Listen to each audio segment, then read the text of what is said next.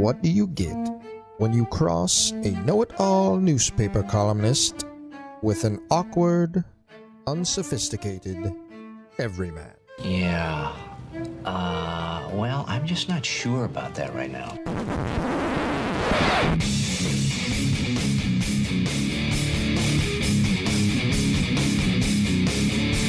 Welcome to Couch and the Rube. Welcome to Couch and the Rube, as always presented by our friends at Pure Options Crafted Cannabis. We are in the middle of the 15 days of holidays at Pure Options. Go to any location and with any $20 purchase, get a free gift. PureOptions.com for location information to sign up for their Pure Perks loyalty program. Let them help you get through the holidays, be your best self. Just enjoy them more. If you're stressed out, they'll help alleviate that. If you're having a good time, they'll only exacerbate in a good way. I guess that's the right word. PureOptions.com and our Friday afternoon show, our final show before the holidays, presented by our friends at Firekeepers Casino and the Firekeepers Casino and Sportsbook app. Download the app. Bet the college football playoff games, the NFL, the Premier League. Have some fun within your limits this holiday season. Jason, how you doing, brother? What? Merry Christmas, you filthy assholes. I'll be stoned for Christmas. I really will. I'll be stoned on Christmas. Hey, buddy. How are you, man? What's going on?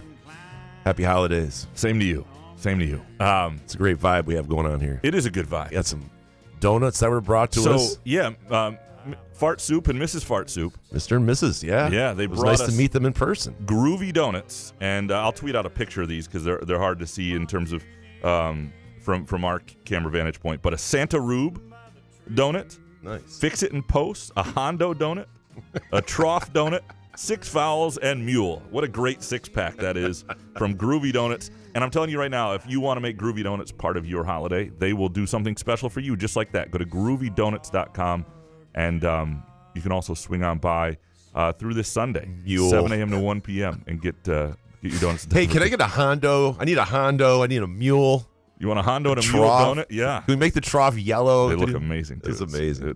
They certainly know what we like over at Groovy I Donuts. love meeting the listeners. Like, it's great to – everybody's, like, funny and stuff. It's great. From what I've heard, Fart Soup's real name is Josh, and his wife does not like to be known as Mrs. Fart Soup. Yeah, I kind of got that when I met her, yeah. That's not her favorite. Alex came in, and I introduced them as Mr. and Mrs. Fart Soup, and I don't know if she was like, too excited about that. I'm like, sorry, I forgot what your name was. Sorry. Terrible with names. But I didn't know if they wanted their names out there, too. Yeah. You never know. That's true. Associated with us. So. Yeah, that's a very good point. That's a very good point. So we're going to have a fun show today. And I hope so. We've got some great, I think it's a really good collection of Groovy Donut Twitter questions. And, of course, Santa Rube, the great classic Christmas tale, as old as time, is going to be Isn't told that here great? momentarily. Yeah, so we'll get into that in a minute. Just had a good meeting with Jace Richardson for an interview for a story I'm doing next week, and so looking forward to What's writing he that. getting for Christmas? When your dad's loaded like that. Actually, he's probably loaded now, too. Yeah, I don't Does he think they care. Yeah, it's not like they need an Xbox desperately, like they did Not 20 years not ago. that anymore, but, let's get a car or something like that. I'm always intrigued what rich people do, Yeah, I didn't ask that. Oh. I should have.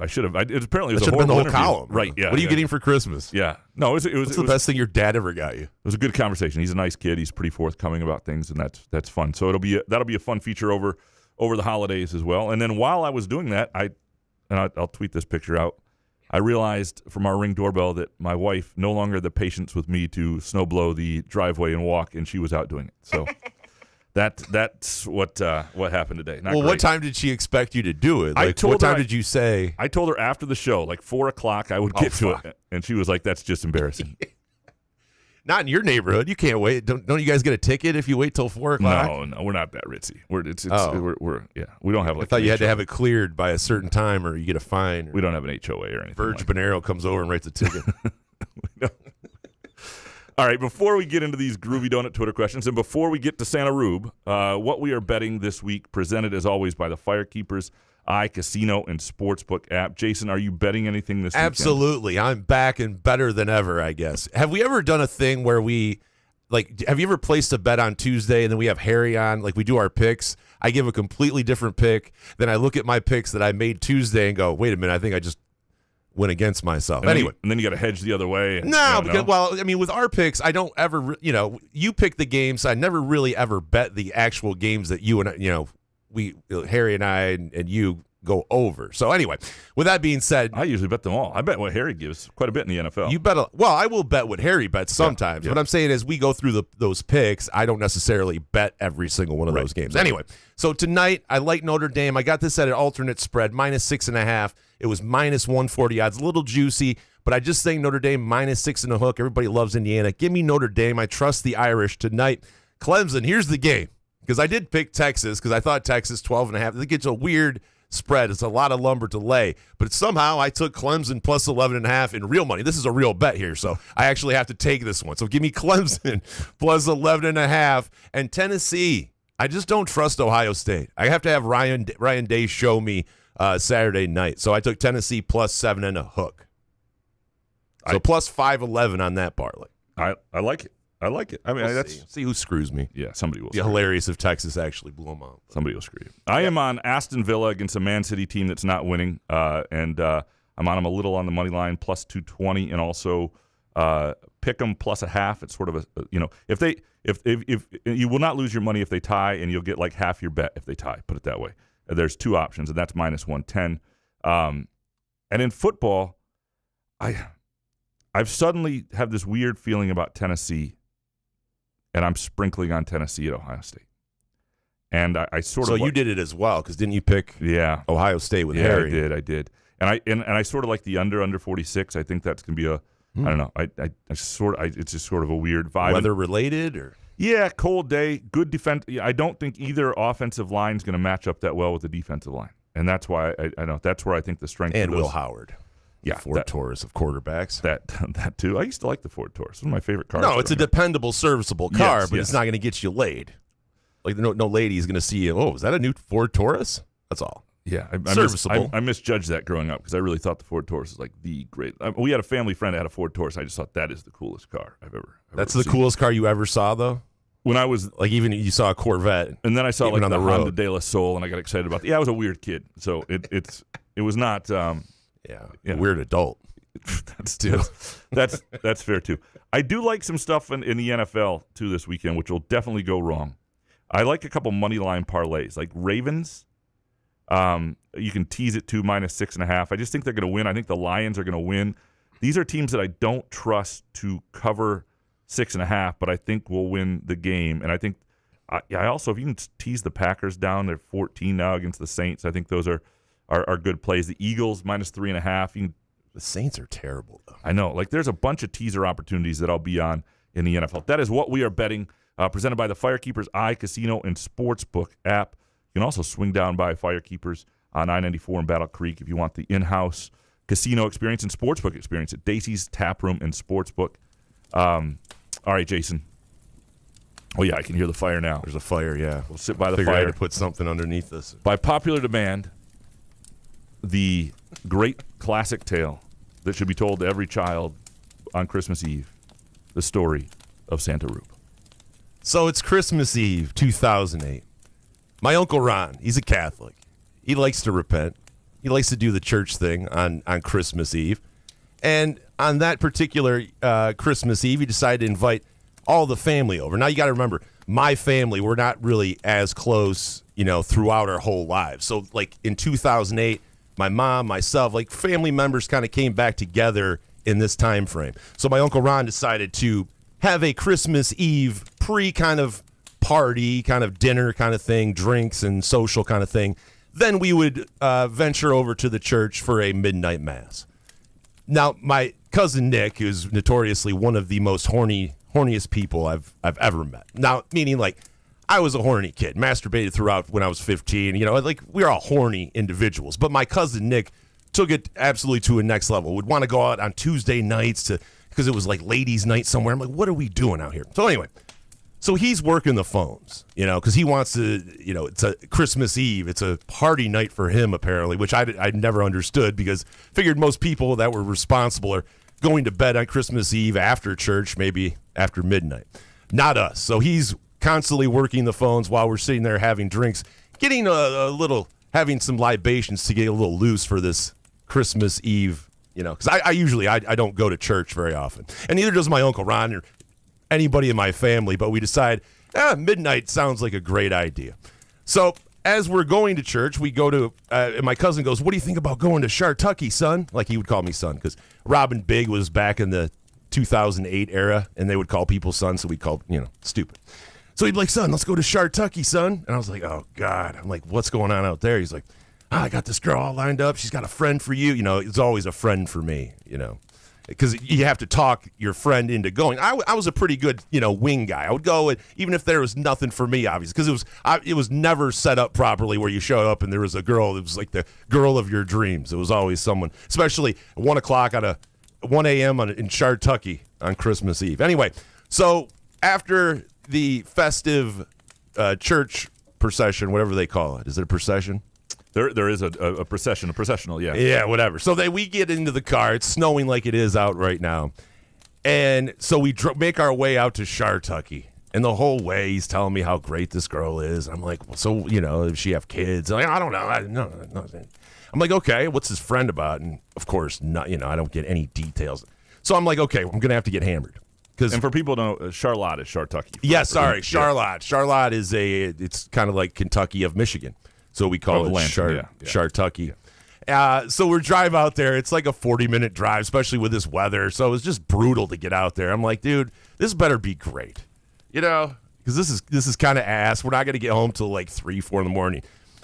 So we get to this apartment, and it's kind of low lit. There's like it's a 2-bedroom. It's a nice size apartment. And we go in there, and we're like, there's like 3 or 4 people in there. I think they're her neighbors or something. And I see this young lady who apparently is the person I'm supposed to be set up with. And I'm like, aha. I understand I was being lied to. I was fed a line of business by my cousin Nick, which is fine. I understand it. We were there for him. It was his kind of deal. But she didn't like you either, right? Yeah, well, of course. Well, as soon as I saw what I was dealing with, how you get that little attitude on, and I was realizing that I was going to have to really put one on here, meaning drinking-wise, because I've had a feeling I was going to have to stay on the couch, which I looked over and saw the couch.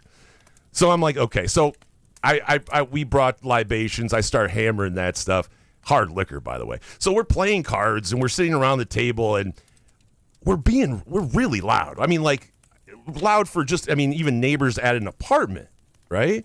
So I'm like, it was turning into a kind of a party. So people start dispersing, and I start realizing what's happening. My cousin starts nestling up to the young lady. I was like, oh, God, all right. So I go over to the couch and proceed to keep ripping shots and stuff like that to get more and more hammered, because I realized, okay, he's going to go whatever, and I don't want to be, I don't want to hear any noises either. So I figure it's best if I just proceed to get rip-roaring drunk on the couch and pass out, and then wake up in the morning. And I kind of pulled him aside at one point in the night and be like, hey, man, I see what you got going on here. Let's just make sure we're out of here by like 5 in the morning, 6 in the morning. Just like get out of there, wake me up, let's get out of here. All right, son. Yeah, absolutely. So I end up, booze, passing out, bottle in my arm or whatever, the scene is. And so what feels, I don't know, like 1 or 2 hours, but the booze sweats you start getting when you start getting that like hot, sweaty thing. I couldn't get comfortable on the couch, and there was like a half-ass pillow, and it just wasn't a great sleeping situation. But again, I was taking one for the team because I'm a good guy and a good cousin. So all of a sudden, I open up one of my eyes, and I'm like, oh my God, what time is it? And I see it's like light out. I'm like, oh God. And I open up both of my eyes, and I'm like, holy shit, it's like 7:30. So I scramble, look for my phone. Phone's under the couch or something. I see this like 7:45 a.m. And I'm like, oh shit. So I use the bathroom, get out, and I'm trying to like look through the door to try to tap on it to see if my cousin's there. I don't see him. So I go and I sit back down, try to gather my, wherewithal and try to get my head straight. All of a sudden I hear, Santa, is that you? Now, I'm like, wait, what? And I look over, and it's a little blonde girl who has to be 7 years old. Now, mind you, when we arrived the night prior, or, a couple hours earlier, I didn't think that there was any kids, just because I figured, I don't know, the mom might be responsible. I know that, every mom wants some penis here and there. But, you'd think if you have your kids, you'd go, all right, maybe I shouldn't on the Christmas day. So I'm looking at her. She's looking at me, and I'm like, no, I'm not Santa. I'm thinking in my head, I'm like, this is like a life-altering moment for this young girl. Like, anything could happen here. Like, she's thinking I'm Santa. There's a fat-headed, my cousin's in there with her mom. What can I don't know if she's even looked in there, what she's thinking. So immediately I'm like, I look over at the tree and I see presents over there. And I'm like, my immediately thought is, hey, I'm not Santa, but why don't we open up? Looks like Santa brought you some presents. Let's open one. She's like, that's a great idea. So she was kind of like gung-ho. I'm like, oh, thank God. Now, mind you, I keep shooting a look back over at the other bedroom there, hoping my cousin will come out because I'm just like, dude, come on. Let's get out of here. So she grabs a present. I'm like, okay, great, thank God. Rips open the present.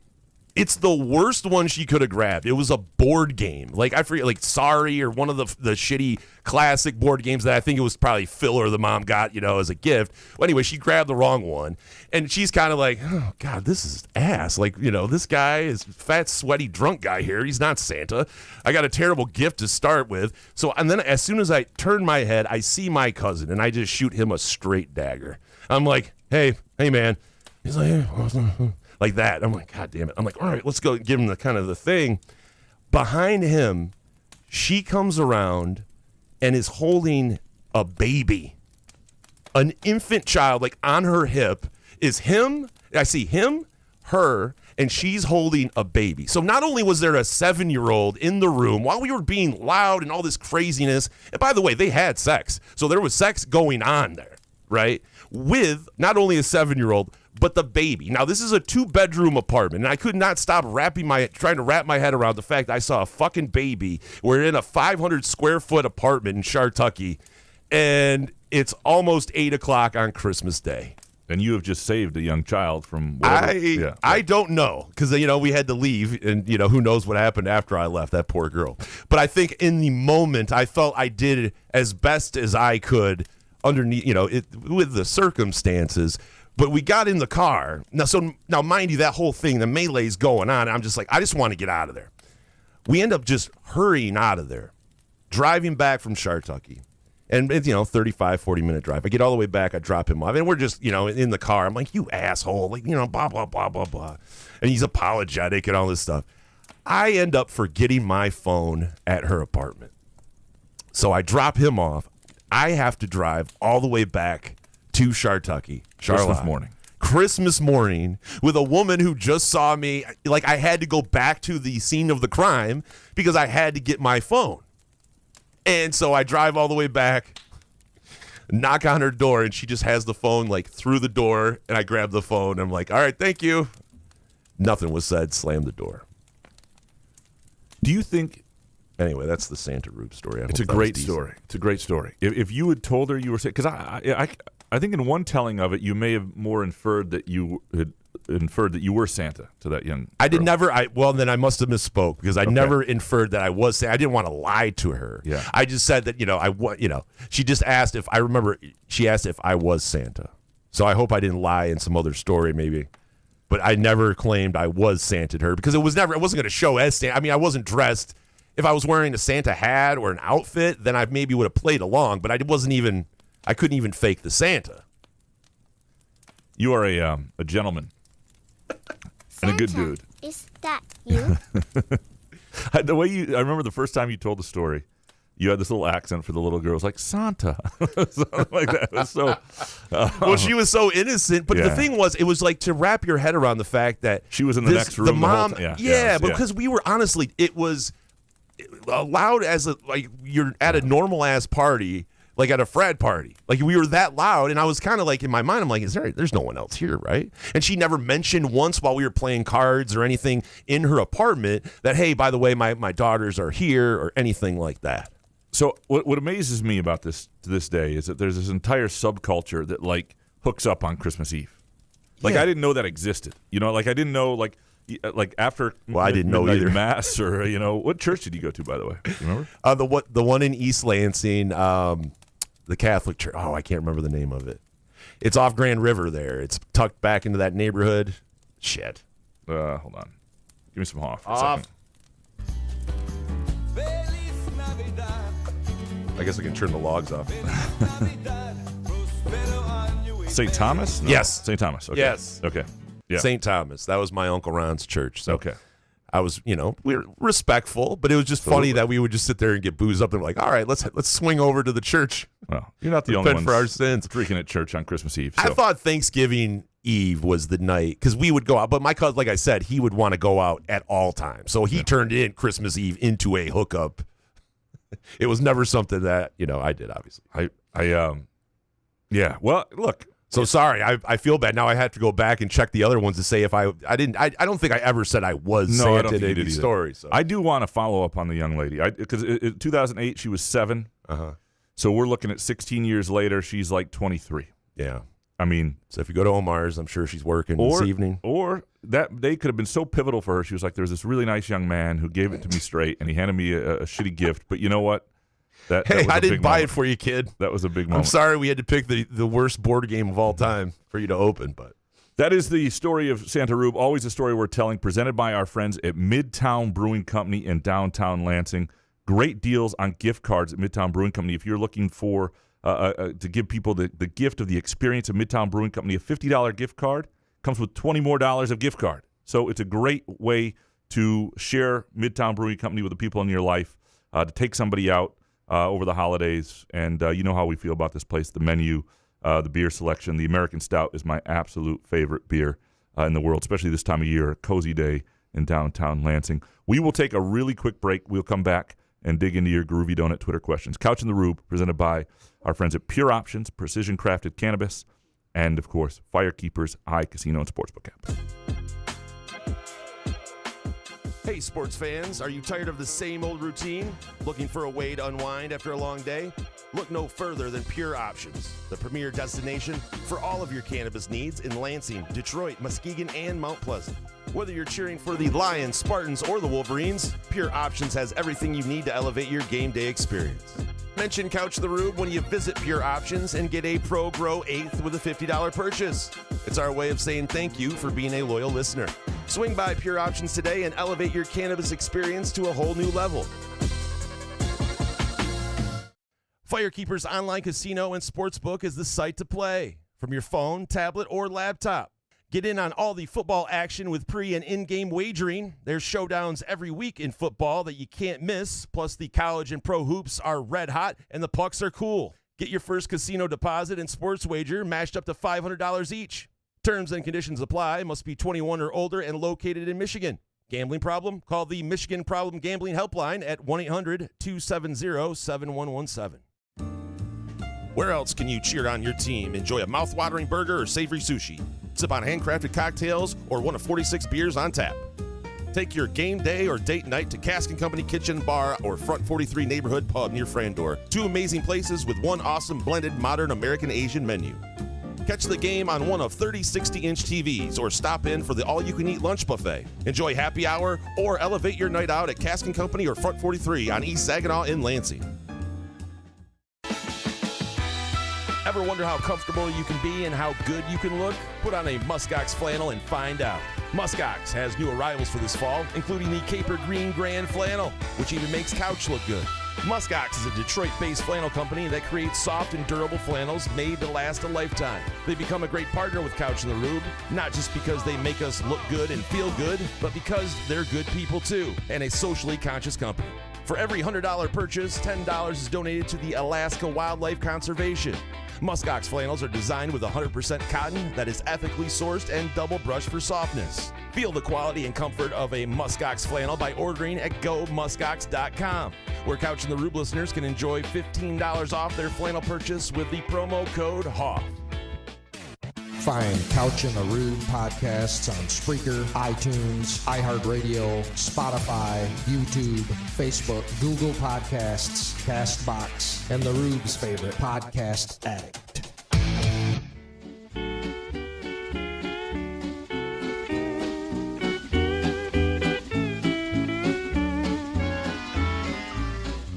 Melikilikimaka is a thing to say. Couch in the Rube, presented by our friends at Pure Options Crafted Cannabis, and our Friday show brought to you by Firekeepers Casino and iCasino and Sportsbook app. It is time to dig into our Groovy Donut Twitter questions. Jason, are you ready, sir? Yeah, man. Before we get going, though, I just want to, we're giving away 2 gift cards to teacups.org. T just did this randomizer, from everyone that ordered. Again, we appreciate everybody that ordered throughout the holidays. Hopefully everybody has those. Alec P., you won. Also, Steve I. And Alec P., thank you for purchasing something. You will get a $25 gift card. We will email you shortly. So thank you very much. Awesome. Yeah. Very cool. Appreciate you, Alex, Steve, and everybody who's. That's been a huge hit. It's been a wild. Surprising hit for you. Yeah. It was shocking. Yeah. Eric Schultz up first. By the way, teacups.org. Eric Schultz up first between Xavier Booker, Jackson Kohler, and Jace Richardson, who is most likely to continue their current level of play into the teeth of the Big Ten play. Who is least likely?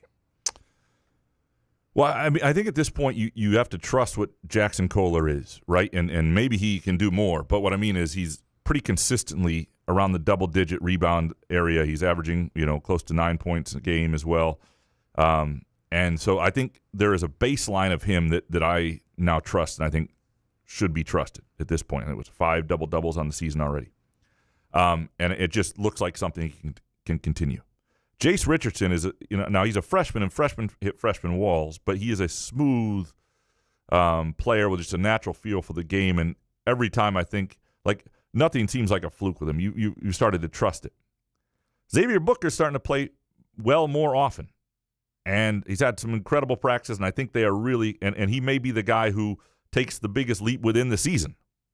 But if you had to say most likely current level of play, I think you trust Jackson Kohler. I think Jace Richardson's been pretty consistent. And the least consistent guy would be Booker. So you'd have to say Booker is the least likely. I would say Kohler because he's a veteran, the most likely.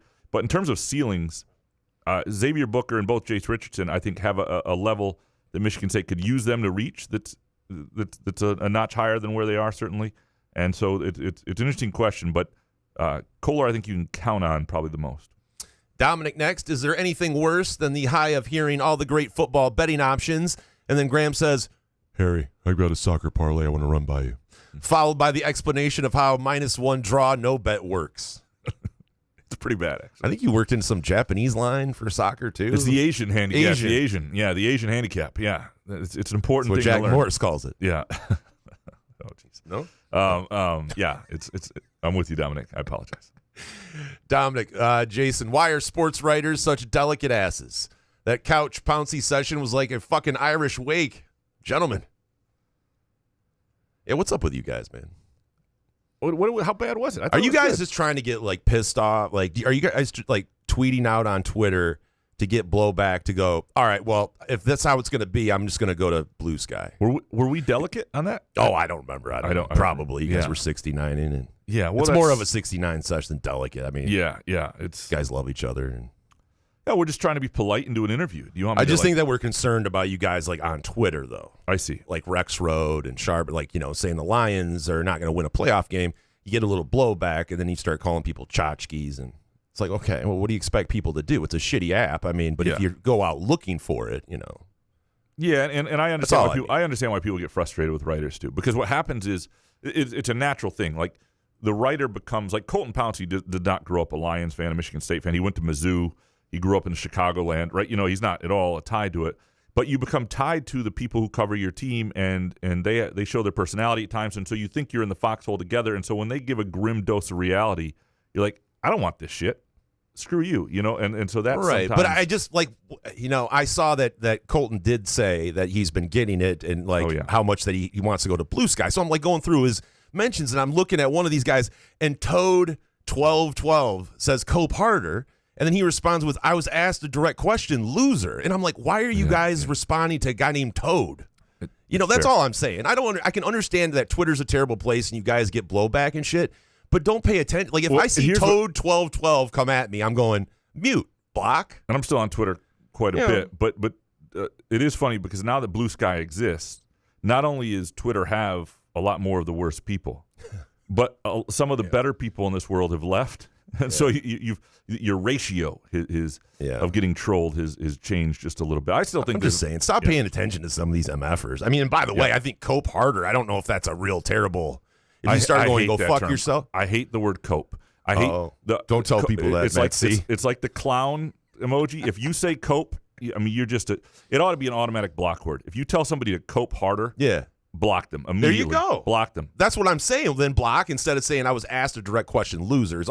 Is my concern with you guys. So I'm like, are you guys just trying to make it seem like a bad place by going, oh, everybody's coming at me? Clown or cope should be auto block. I hope no one tweets at Graham Couch. Cope with a clown emoji. Shep next. Zapala is the best 7-footer Izzo has ever had. Is he the best in MSU basketball history? So was Paul Davis 6'11"? 6'11", yeah, because that's what the Bill Walton thing. He doesn't want to be 7 foot. You know, Kevin Willis, I think in the early '80s would be a notch above. Now Willis was a much better pro than he was. But he said Izzo has ever had. But then he said, is he the best in MSU basketball history? Sorry. So I would say Willis is probably. But wasn't he 6'11" too? Like, Willis was like 7'1". Trying to do maybe a lot of guys don't want to be 7 foot. Maybe he grew late and stuff. But it should be. Yeah, Kevin Willis probably. And I didn't see Zach Kevin Randolph Willis. 7 foot. Nah, he's 6'9", 6'10". I mean, 7 foot. There just aren't that many of them that Michigan State has had in history who have been really good players. I'm trying to go through the list in my head right now, but it's just not a huge. Like Poplawski wasn't that. Anthony Miller wasn't that. A true 7-footer. There just aren't that many of them, and so Zapala is not. It's not like he's beating out Wilt and Kareem here for the nod, but he has been good. He has been, and I think he's been better than most people thought. Jonathan Osteen next. A Christmas week question for Graham. What is the biggest white elephant in the room for this MSU basketball team? And what are your favorite or least favorite Izzo-isms? Well, the white elephant one is classic, and for people who don't know it, there's a white elephant party, a white elephant gift, in other words, at Christmas, right? People have those things. Mm-hmm.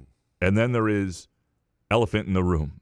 And Izzo forever has just confused the heck out of the two, and he calls it the white elephant in the room. And it's fantastic. I mean, don't coach my team. He's never gotten it right. He says it at this point. When he says it, everybody who's been around him for a while just looks and smirks, and it's a fun deal. And that has always been my absolute favorite Izzoism, more than Cockburn.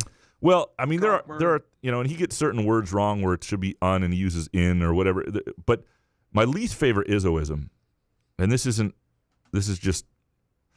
Why don't you write something? Huh? Is it sometimes if you ask a question, you have to learn how to ask a question in press conferences, when to ask a question. Because if he hasn't gotten out everything he wants to say, he's not actually going to answer your question. He's just going to continue his previous thought. So my least favorite Izzoism is when you have a very specific question for a story you're working on, and you ask him in a post-game press conference that question, and he sort of acknowledges it and then talks about something else, and you go back later and you realize that you don't have anything on that actual subject. And that's just a very we used to do a thing years ago where all the writers, because he used to have really long Monday pressers and then would do a round table for like another hour. So we'd have like 90 minutes of tape, and this is before like Otter and all these transcription softwares existed. So like 6 or 7 of us would get together and we'd split up and we'd transcribe it all, since we all had it anyway. And you'd go through it, and there were times where you're like, it doesn't make any sense. Like, and you would have to sort of know you'd have to know what he meant and use parentheses and parts of sentences and other things, because he would just steer and veer, and it's got him in trouble sometimes. It got him in big trouble with the I don't want to bring this up and put people down on the holidays, but the Nasser quote, because people nationally were starting to pay attention. Early on, he said something about, I hope they got the right guy. And it's not what he meant. And the reason nobody locally reported it, and I remember talking to people about it, is we listened to enough of him, and it's the way the sentence went and the way he moved. And anyway, that did come out of his mouth. But that's not what he meant. That's not what he was saying. But unfortunately, there were like national people paying attention, and so that became a story. And so that's hurt him at times. Inability to put like a constructive sentence together. And I look, it's somebody who can not tell a good story or put a good sentence together. I certainly respect that. Mr. And I didn't ask the other question. What is the white elephant in the room for this MSU basketball team? I would say the only elephant in the room. I think this is a group that really likes each other, and I think that we all know that there's the doubt of like, do they have somebody in the half court who can, late in games and close games, like where do they go? But I think the other elephant will be as this team develops, what happens if Xavier Booker really, really takes a massive step? What happens if somebody, like right now they're playing 9-10 guys because they should, and they've got 10 guys who contribute at a pretty high level and do different things, and probably the most depth they've had in a long time in that sense. What happens if somebody becomes so good they need to be on the court more, and how does that impact the rest of the team? That would be my sort of white elephant in the room for this MSU basketball team. How does that impact the chemistry and everything if somebody's minutes need to diminish because somebody winds up playing really well? Mr. Benjen, who's your starting five with the Spartans down 2 points and 20 seconds left? I got Fears, Richardson, Akins, Carr, and Kohler. That's probably mine right now. It could evolve because Booker may come to a point where what he brings is good enough and you start to be able to trust it. Holloman could absolutely be in that discussion as well. And it would probably be Fears or Holloman. But Fears is the guy. And Fears, to me, even though he kind of screwed up the North Carolina game at the end, like if they're going to make good plays in key moments and big games down the stretch of this season, I think Fears is going to have to be that guy to do it. And so Fears and Richardson, we know his ceiling. Jaden's going to be out there, and I think Kohler's got to be on the floor at this point. Like you just see it from a rebounding perspective, from everything he brings. And isn't that a given by now, though, that Kohler should be on the floor? Absolutely. Right. But there's a lot of good players. And Carr would be my choice at the 4. He would, late in games. Now, that does affect your shooting a little bit. But if you've got Richardson, Akins out there, you've got at least 2 shooters. Kohler, okay. Fears not as much. So it depends on – that's the one problem with Carr is you are limited really there to 2 people who want to let a 3 go. And so maybe that's enough. But that would probably be my 5. Mr. Benjen, how many points will Steven Izzo score this year in whatever league he's playing in? Over, under 2.5?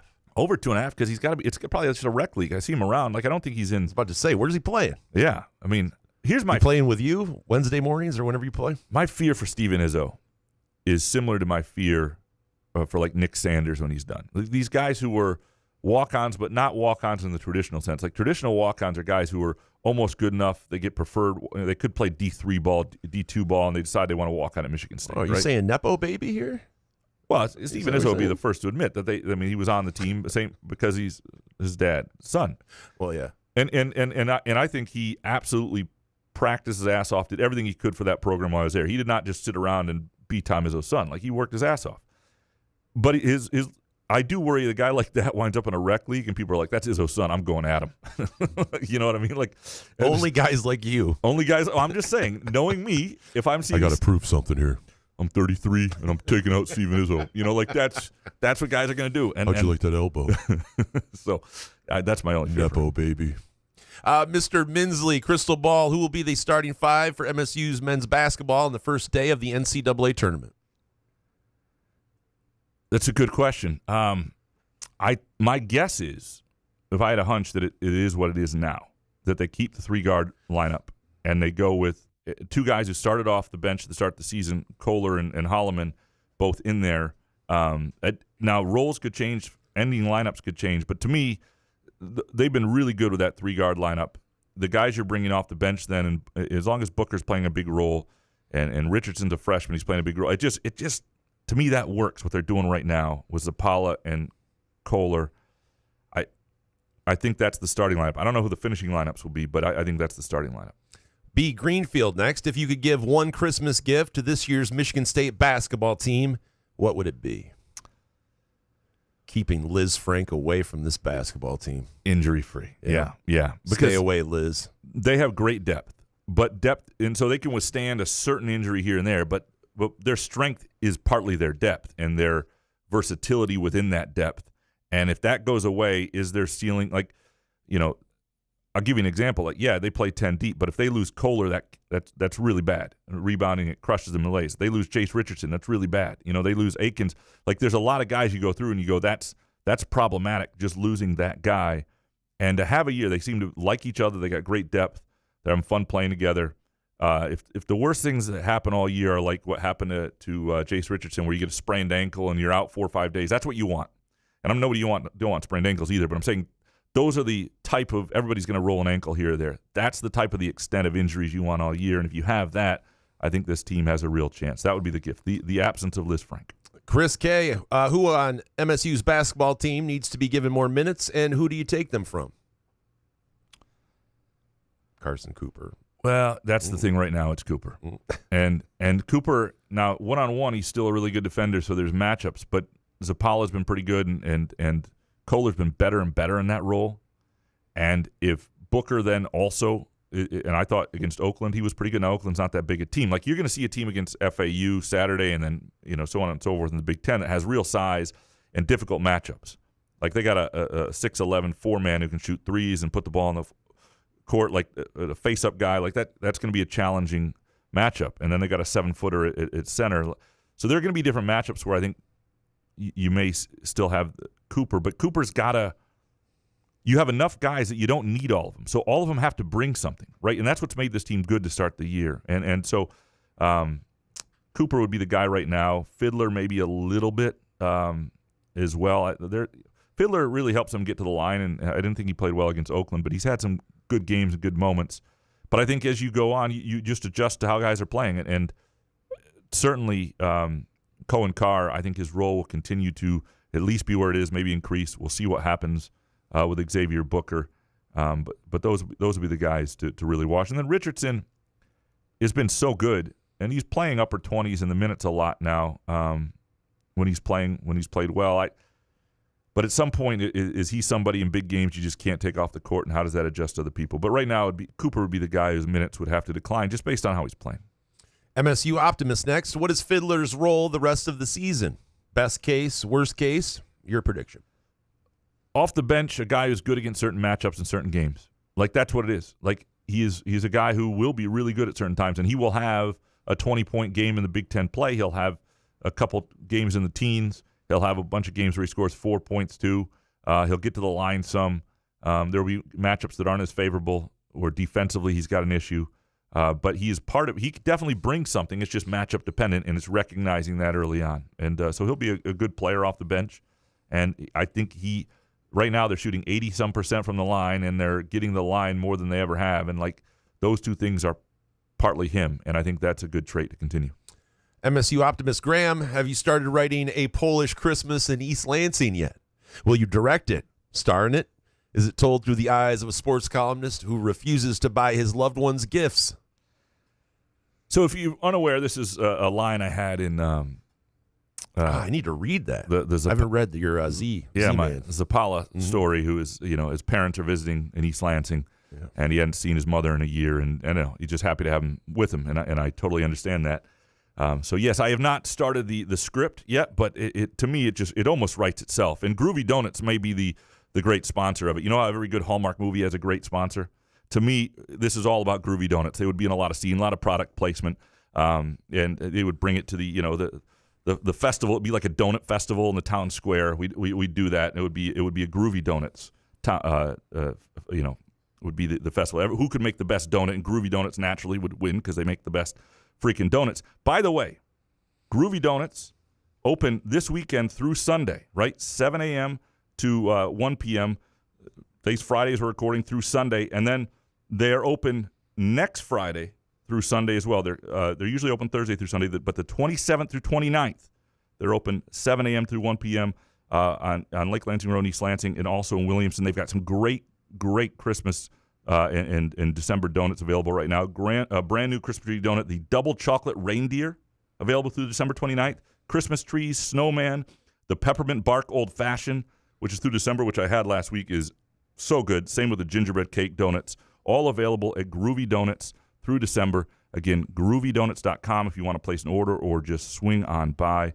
And a $10. You want a donut that says mule on it? Yeah, they'll make a donut that says mule on you, or Santa Rube. The Santa Rube donut is classic. We'll tweet that out as well. They have a great sense of humor, so they'll play along. They're fantastic. They're the best, and they taste amazing. And for a $10 gift card for every $50 you spend on gift cards too. So a great way to give the joy of Groovy Donuts, and it is joy, I'm telling you, with the Groovy Donut gift card. groovydonuts.com. Jeff Green next. Did I see Jackson Kohler actually aggressively chirp back at Izzo on the sideline Tuesday night? If so, that's telling on a couple of levels. Do you find that Izzo seems to take it too far at times and seems to be humiliating players verbally for all to see? What happened to creating player-led teams? I realize it's early. Love the podcast. Appreciate you, Jeff. No, this is what. So apparently, from what I understand, and I missed this because our seats were up a little higher, and it was kind of behind a basket stanchion where this took place. But I saw you up there. Once they've earned it, I think he thinks so with Kohler. He talked about after the Nebraska game, Kohler was upset and really wanted to go back in to try and get a double-double, which is something they put an emphasis on with big guys in that program, and he was close. And I think he was a rebound away, and that's what they were arguing about. And Izzo does not mind that at all. If Kohler's going to rebound like he is and play like he is, Izzo 100% wants this. Like, this is not – there's no issue between them in that sense. It's part of the dynamic between him and his better players. And as they get better and as they earn more respect, he is 100% happy or fine, I should say, with them giving it back. And it's there's no issue. Isn't that the completely wrong thing to do, though, is to take things from if you do see something like that on the bench? I mean, you even get it like with family members. We're all going to see it here in a couple of days, right? You've been around each other for 48 straight hours. You're going to snap a little bit with those you love. Yeah, and right? I try to ask about it with the Izzo stuff because it just happens so frequently, and a lot of times it's based out of some conversation that happened the previous day, and a lot of times they're 100% good a few minutes later. It's not like. With that said, I see body language though, and I'm like, what's wrong with that guy? Yeah. Is he okay? Yeah, so. and Jackson Coolidge had great body language too, so it's not like that's an issue. But yeah, right. In that moment, from what I understand, they were going at each other pretty good, and it happens. It'll probably happen quite a few more times. Doesn't Fears do it like every game? Chris Eastlick, can Kurt Herbstreit just take a couple of months off or give up one of his gigs? I'm starting to agree with Jason that this guy has seen too much. You're compliant because Ohio State coaches didn't congratulate your son on going to Michigan? Come on, Kirk. Love the guy, but it's too much content with him. I think it was complaint. Close enough. Complaint. Your complaint. You are a complaint. All right. Your complaint. You are complaint. Yeah, he used the apostrophe wrong. Eastlick. It's okay, man. Sorry, I should have edited that. That's my bad. Eastlick's usually a clean writer. And he's starting to agree with me. Come on. Yeah, what's going wrong? No wonder your grammar's falling apart. And I didn't put two and two together there. Yeah, seriously, Herbstreit is great at what he does. He's just everywhere. It's just like, come on, man. We have to ask Kirk about everything. Why do we have to ask these guys about everything? The problem I have with Kirk is that I think he's really good in a lot of things. I don't think him and Al Michaels have great chemistry, and so that makes it. Yeah, but does Al like anyone? No, but he was good with Collinsworth. Yeah, so those two worked well together, and because that doesn't work, it seems like too much Herbstreit. It's like, why is he here? I don't know. Yeah. Next one from Eastlick. Didn't get a chance to watch closely on Tuesday, but saw the fan base going after Cooper a bit. Has he regressed? Or has the team around him gotten better? Yeah, I think it's mostly the second part. I don't think he's gotten I thought Carson Cooper early on, he was obviously a surprise, a revelation as a freshman. And sometimes these guys who you don't expect anything of, and then they wind up being really good players. Like what's his the guy from Clarkson a little bit ago who was Jeffrey Fife. No, he played with Dane Fife. Oh, this is not good. Hold Dugan on. Fife. One second.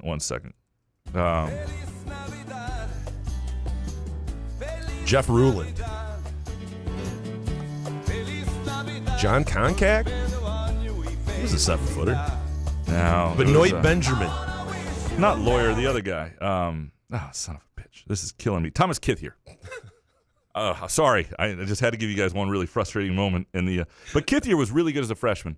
And didn't really get it was surprisingly good, I think, to a lot of people, but didn't get a whole lot better. What a great way to put it, though. No, the team is just getting really better around you. Yeah, but I do think the face mask affects him. I just do. I think it affects his vision around and other things because he's a really good one-on-one defender. That's just what he is. And he also is somebody who actually sees the floor okay in terms of guys playing off him. He doesn't have a huge offensive game, and that's something I thought would take a little bit more strides than it has. And when they had Madi Sissoko, it was important to have Cooper because he elevated a little bit in terms of seeing the floor and things like that. But when you have Zappala, who sees the floor better than him, who's bigger than him, and then you have the way Kohler's playing, and then you have a guy who brings what Booker does, you can just see the need for him is less. And so and those guys are just right now playing better than him. Jebediah next. Was MSU redshirting Jesse McCullough still the right move, or should Izzo have redshirted a different big man instead? No, it was 100% the right move, I think. You don't want to waste a year of McCullough. I mean, I don't think so. They got plenty of bigs right now. And back to the Cooper thing, one of the things to remember is Cooper was signed, and they got him in part so they would not have a situation where if they lost somebody to the transfer portal, or they wanted to have a developmental guy, and he does protect them against things. Like, we'll see what who's all back a year from now, but you have senior Carson Cooper, and there's a floor there, and there's some that is something that's got to be a little bit soothing to know, and maybe all of them are back. Even I do wonder. I was asked a question about Zappala, and I looked into this a little bit, and it's because he played in 2022-23 only like 11 games, a little more. From what I understand, there is some possibility, but it will have to be a waiver at some point. There's no guarantee on the waiver, and I think it would have to be something he wanted to do as well. But from what I understand, that is still not completely out of the realm that Zappala would be back even after this year. Mike DeShelter next. Why isn't college hockey being played in the Breslin Center? MSU is missing out on a massive gates this year for a couple premium games. That would be so expensive to do. It's already like what, I don't know, $400,000 to put volleyball in there or something like that. It's a huge $400,000. It's a lot of money. For what? I could have that dollar wrong, but I got. Why would it cost $400,000? Because you have to put the cord in. You got to do a lot for the whole season. I mean, it's like I think it's the whole season. It's not like so basically. It seems like heavy there. I don't know. Yeah, it costs a lot of money. They have to because you got to reconfigure some things and take some things out. Basketball. You have to take the roof off Breslin to put in. But hockey would be a much bigger crane hall. In the other floor. Or? Hockey would be a much bigger hall. Munn is perfect for hockey. I know it makes it so there isn't some extra money there, maybe, but and maybe I don't know. I don't know what you do there to try and bring in more revenue if you want to with hockey. But I think Munn is a pretty good atmosphere and a good home ice advantage.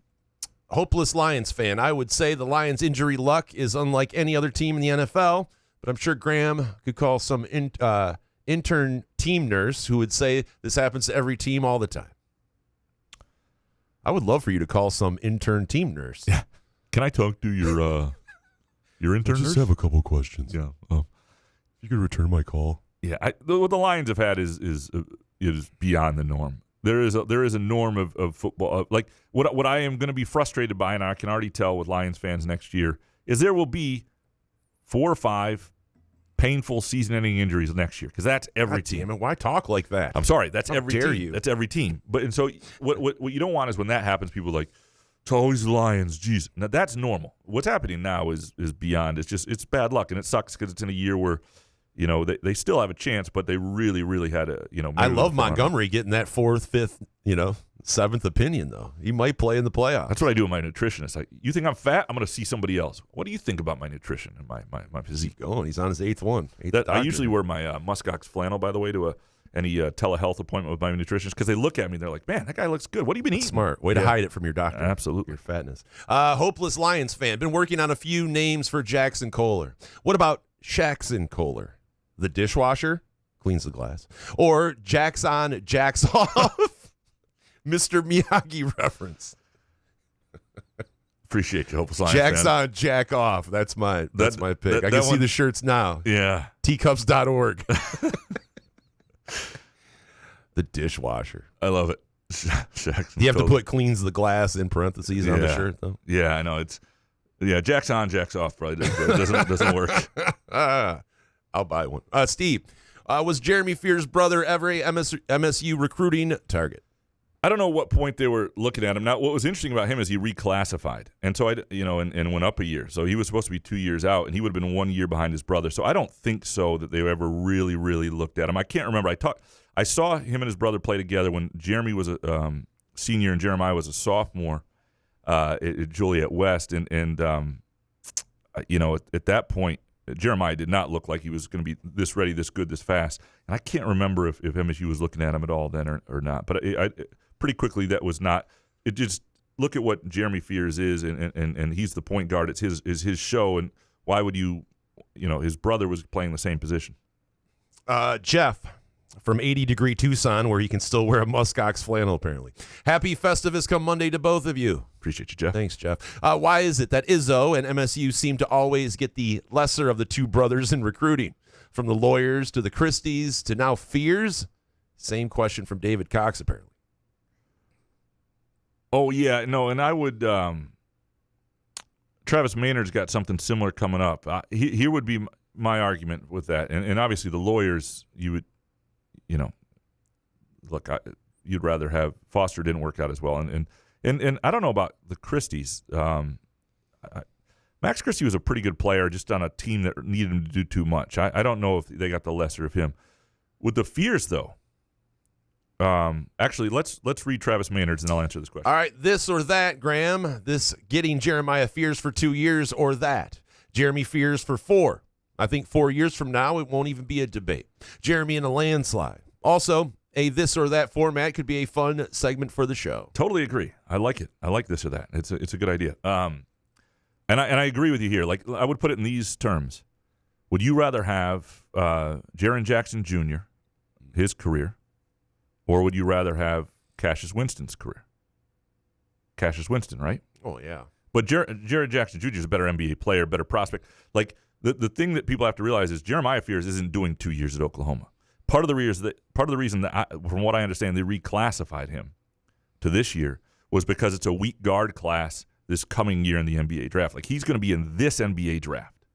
So there's no 2 years. So you were going to get 1 year of a freshman Jeremiah Fears who does some exciting stuff, but is also a freshman, or you're probably going to get 4 or 5 years of Jeremy Fears, and as long as he sticks around, and I think I don't know what his ceiling is overall, but I bet you he's a pretty damn good Big Ten point guard most of the time, and I don't think that debate is close. You would rather have 4 years of Jeremy Fears if that's what happens over 1 year of Jeremiah Fears. Travis Maynard, who wins the North, Lions or Vikings? I'm taking the Vikings. All right, thanks, Travis. Keith Peters. No. And should any of them meet in the playoffs, who wins between the Packers, Lions, or Vikings? If their secondary is healthy, I'm taking Green Bay. I think the Lions are home. They can win these games. I think the Lions being Lions, home. And restore the here's roar. what's weird, though, is of all the things I'm sort of scarred about just because I've grown up around, watching the Lions, this team playing on the road really isn't one of them. This team has done enough over the last couple of years on the road for me to believe they can do it. It's just doing it repeatedly. Things are more likely to go wrong. At home is better, right? I mean, 1,000%. yeah. So yeah, if they're home, I think they can. I would pick them to beat both those teams in the playoffs, even in this state, if they're home. Keith Peters, I found your podcast this fall when I was at MSU alumni band, and they had Groovy Donuts. One of the other tubas said that one of his favorite podcasts was sponsored by Groovy Donuts, Couch in the Rube. The donut was good, and I started scribing to the podcast. Do you have any more insight into the Spartan Stadium changes? How are they truly upgrading the stadium? I saw that the paint was peeling on the east upper deck. I have been to 11 different Big Ten stadiums. If we want the people to show up in late November, we need a better stadium experience. Well, I appreciate you, Keith, and this is how we love hearing it work. Groovy Donuts led you to the Couch in the Roof podcast. Thanks for scribing, man. Yeah. Is that what it's called now? Yeah, and the tuba section and the alumni band. Love it. Big Groovy Donut fan. They will do a tuba donut for you on a if you want to do and you can bring. Why do you some keep looking at the donuts that Mr. and Mrs. Fart Soup brought? I don't You want to just have one? No, I'm not going to eat it. Take a break. Because it sounds like an orgasm when I do that, and people get turned off. God. It's not great. It's It really is weird. It's an strange. awkward experience. Your point is good, and one of the other things Keith said in his comment was that to find upgrade areas that need to be upgraded, but how are you truly, or fix areas that need fixing? But how are you truly upgrading the stadium if you're just fixing areas that need a touch up, need a renovation, like the suites and all that? I think really you need to look at like major overhaul on the east side overall. I just don't know how much money they're going to have. Like, could you do something that was truly where, like a European soccer style stadium, you came with a partial roof just over that upper deck that came over part of that, so people up there aren't getting hit by the weather, that would make those seats a lot more desirable. Like, could you do that? And would also keep the sound in. I forget who it was. It might have been Fart Soup, actually, who suggested that recently. And I just think those sort of things would make a big difference in the stadium. But I don't know. I think it's going to depend how much money they get. We will do something on this show and sort of present our ideas in a book to Alan Haller. They don't have the money? Well, really? To do everything they want to do. Some of this stuff is like, do you want to have a defensive line or do you want to have a stadium? For chip paint? I mean, come on. No, I'm not talking about chip. That's going to get fixed. The question is, can you do an overhaul that costs, $50, $60 million? I don't know. David Jackson, how come Jason no longer plays good music going into breaks as he used to do? Did BMI and ASCAP come after you? Body mass index? Yeah, they always come after us.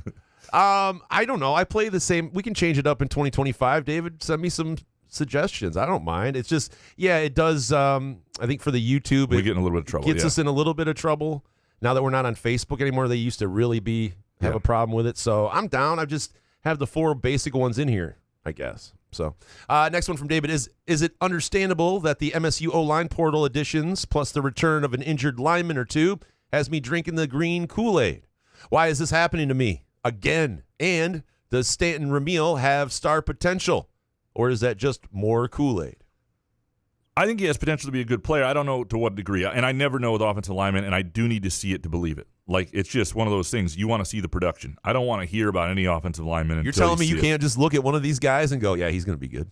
No, because otherwise you'd look at all these guys look physically pretty imposing. You're like, oh my God, that guy should be good, and it doesn't always happen. The 2 bouncer guys off Michigan Ave that threw me out of there years ago. Those guys are pretty good. Yeah, I mean sometimes, like scouts can know, based on like arm length and shoulders and how certain things. But like all these guys look pretty impressive. And I have no problem. I think optimism is great. Optimism is in. If the portal makes you optimistic, I think that's fine. For me, it's really, it's just seeing is believing. And because there have been some good portal guys over the years beyond Kenneth Walker who've been pretty productive, not obviously to that standard. But I just, I just don't want to, until I at least hear it. Like sometimes you'll hear through the tea leaves about a guy, sort of back channel, and you can tell. Like you could tell with Kenneth Walker. Now, we didn't know he was going to be that. But you could tell when they were like talking about was it Xavier Henderson was like either we really suck or this guy's amazing because we can't stop him in practice. Like you start to hear things and people are like, wow, we're really looking forward to seeing this. Until you start to hear that, I try to back off. David Jackson, if the over-under on the number of players on the current Spartan roster to ever play in a regular season NBA game was set at 3.5, would you take the under? How about if the number was 2.5? So I do believe that Jace Richardson will play in the NBA, and it could be after this year. It could be after next year. I do believe that Xavier Booker, I've gone back and forth on this, but when the skill set and the length, he's going to be a guy who really gets a look there, who teams are invested in looking at. Now, he may spend some time in the G League, and we'll see how patient he is at the college level and what he becomes. But you're talking about jacks on, jacks off? Could he possibly? He is, he's only 6'9". And, the thing about him is he's not much smaller, if any, than Tillman. And he's starting to rebound at an elite level. And one of the things that he is doing well for himself is, again, he's turned into a solid defender. But Tillman at the end was like an elite defender, right? Great rebounder, elite defender, was shutting down different sort of players. Jackson Kohler is not there, and I don't know if he has that capability in him. But if he can be a guy who can eventually stretch defenses by the time he's done with his senior year and is a really good college rebounder, in the NBA where they want shooting, a guy like him is going to have to be a guy that can also knock down threes if he can then rebound. And who does he guard? Can he guard fives? I have my doubts there. I think Jackson Kohler is likely to make a lot of money in Europe for a lot of years and be very, very happy and but not I don't see the NBA thing, but we'll see. I'm trying to think who else would. Akins, I think, will probably be an overseas guy if I had to think about it right now. I don't know what Jeremy Fears is going to come. So I would put the under 3.5. Don't coach my team. Could be. And the other thing is we just don't know about the young guys. What does Kurt Tang become as a player? I have no idea, Cohen Carr, Cohen Carr, right. Cohen Carr is a guy who can leap out of this world, and if he adds a shot, will be a guy that's very interesting at the next level if he can defend and rebound and knock down a shot. So right now I would take the under 3.5, and I would take the over 2.5. Last one from David Jackson. If Jace Richardson actually leaves for the NBA after this year, does Jeremiah Fears decide to come to East Lansing and play with his brother? No, because Jeremiah Fears, I would, like, if I had to bet, if you gave me, say you have to bet $100 right now, or you have to give it to the Firekeeper's Eye Casino and Sportsbook. And the bet is Jace or Jeremiah, which is in the NBA draft this fall. I would take Jeremiah by a lot. I would put the 100 on Jeremiah for sure. Not on Jeremy, on Jeremiah, on his brother. Yeah. Right. Yeah. No. Moneybag, you always said the relationship with CMU was bigger than McElwain and Folan. Now that they are extending Folan, can we cancel all future matchups? And from Suburban Man of Leisure. So did the CMU AD learn her lesson and be held accountable? Because I'm confused what her getting a contract extension means. Yeah, I don't think she learned a lesson. And why would you? Yeah. Keep getting paid. Yeah, I would. I would be very surprised. Haller doesn't want to talk about CMU anymore on the record. He just doesn't want to deal with it. And it's not that he doesn't want to. I'm not talking about Michigan. But I would be very surprised if Michigan State plays its 2027 and 2030 football games against CMU. I'll just leave it at that, and we'll see what comes of it. But unless we get an apology, someone gets an apology. Someone. I mean, what's going to be?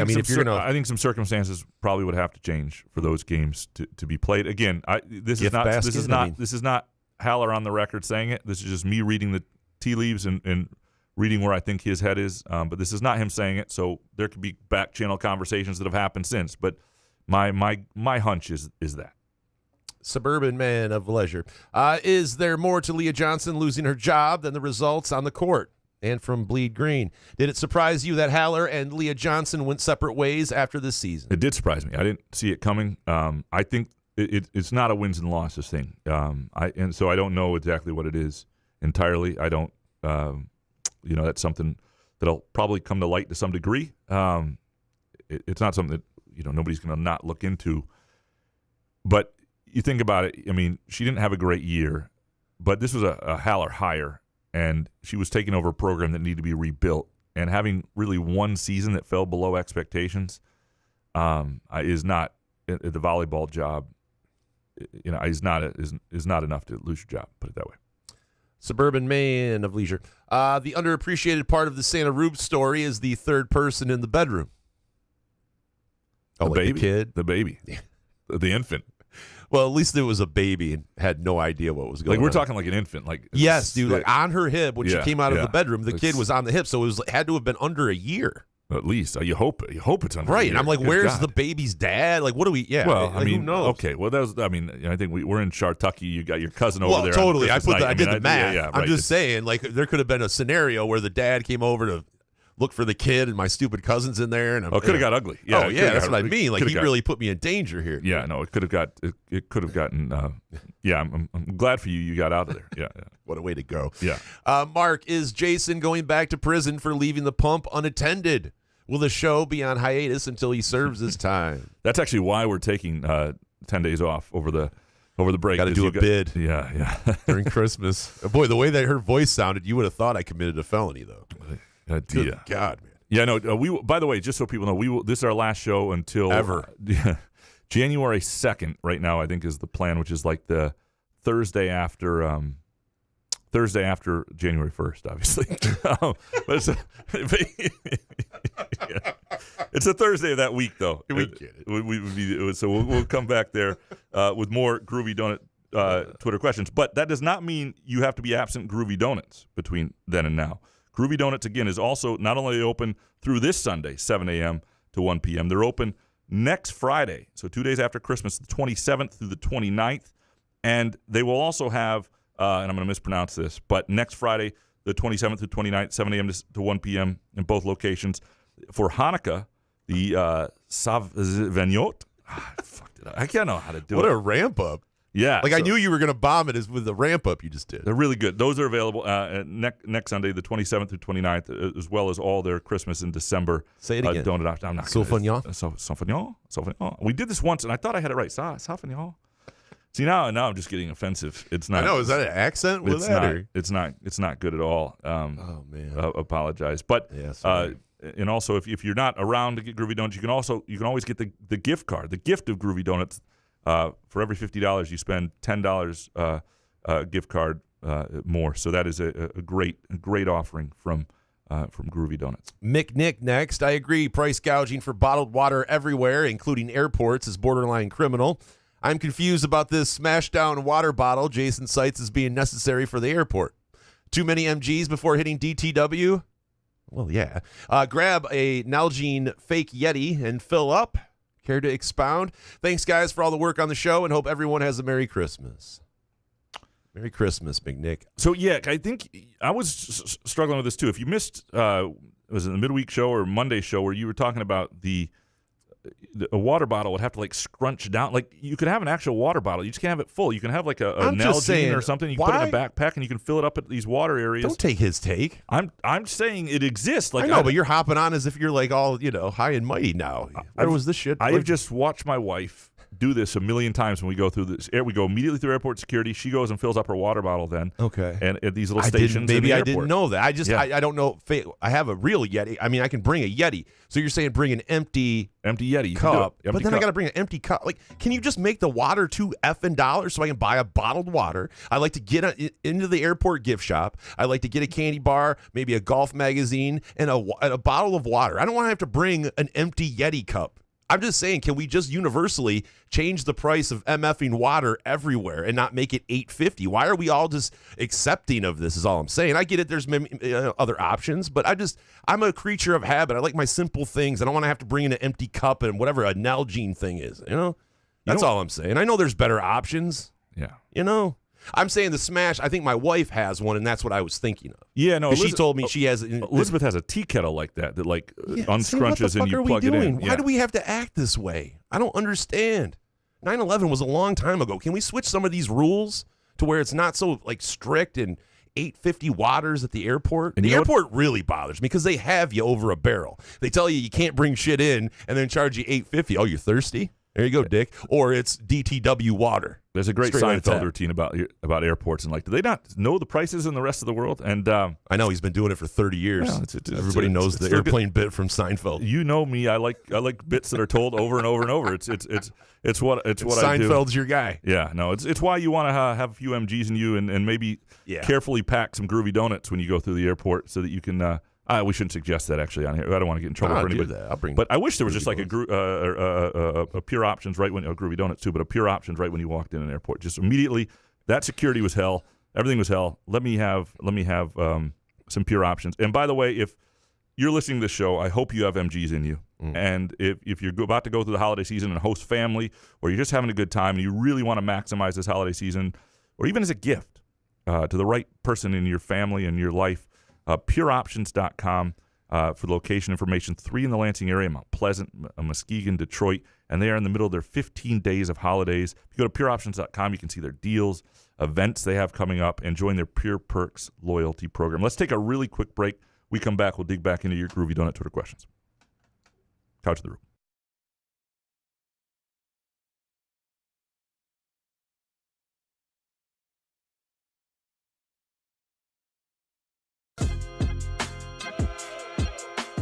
Hey, sports fans, are you tired of the same old routine? Looking for a way to unwind after a long day? Look no further than Pure Options, the premier destination for all of your cannabis needs in Lansing, Detroit, Muskegon, and Mount Pleasant.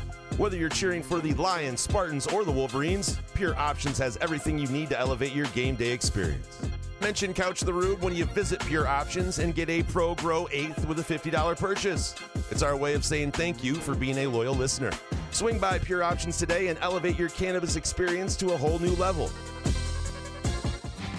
Come enjoy irresistible, award-winning, handcrafted donuts and locally roasted coffee at Groovy Donuts. Surprise your family or coworkers with special holiday designs and flavors, or put the perfect finishing touch on an event with a custom order. Birthdays, weddings, gender reveals, our friends at Groovy Donuts are your answer. Experience the Groovy Donuts difference for yourself on Lake Lansing Road in East Lansing or in Williamston. Get more information or place an order at groovydonuts.com. Firekeeper's online casino and sportsbook is the site to play. From your phone, tablet, or laptop.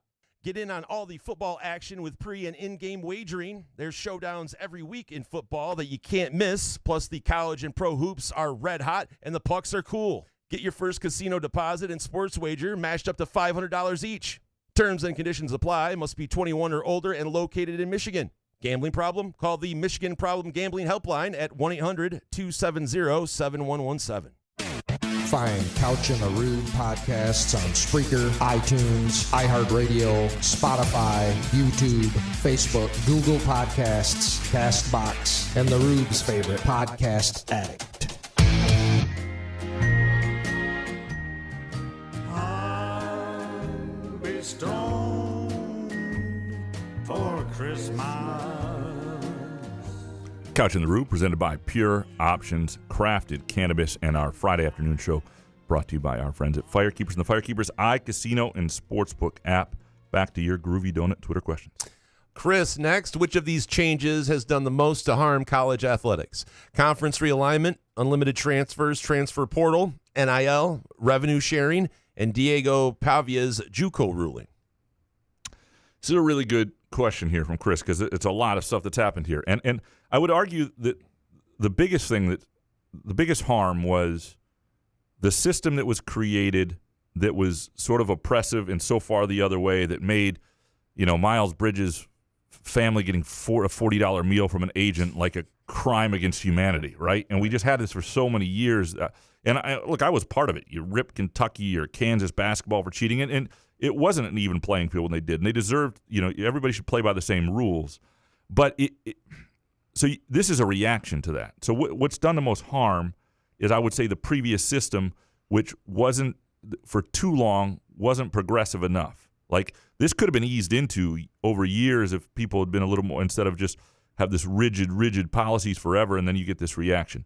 I think, so Diego Pavia's JUCO ruling, which people don't know, the Vanderbilt quarterback's getting an extra year, and the deal is his years playing at a community college don't count against his eligibility. Now, it's just him at this point. The NCAA is not saying this is everybody. Like, with other things, they've changed all the rules for everybody. But it's pretty clear based on the ruling that anybody who sues is going to be able to stay. It's going to be a big deal in basketball, too. And so if you go to JUCO for 2 years, you've still got 4 years left. And people think, well, this is appalling. Well, but think about other things. Think about hockey, for example, where players go to the USHL until they're 20 or 21, and then when the pro career is not going to work out, they start as freshmen. Think about going to a situation at a prep school or something like that. Why does the JUCO playing, when it's not the NCAA, it's the NJCAA, it's different.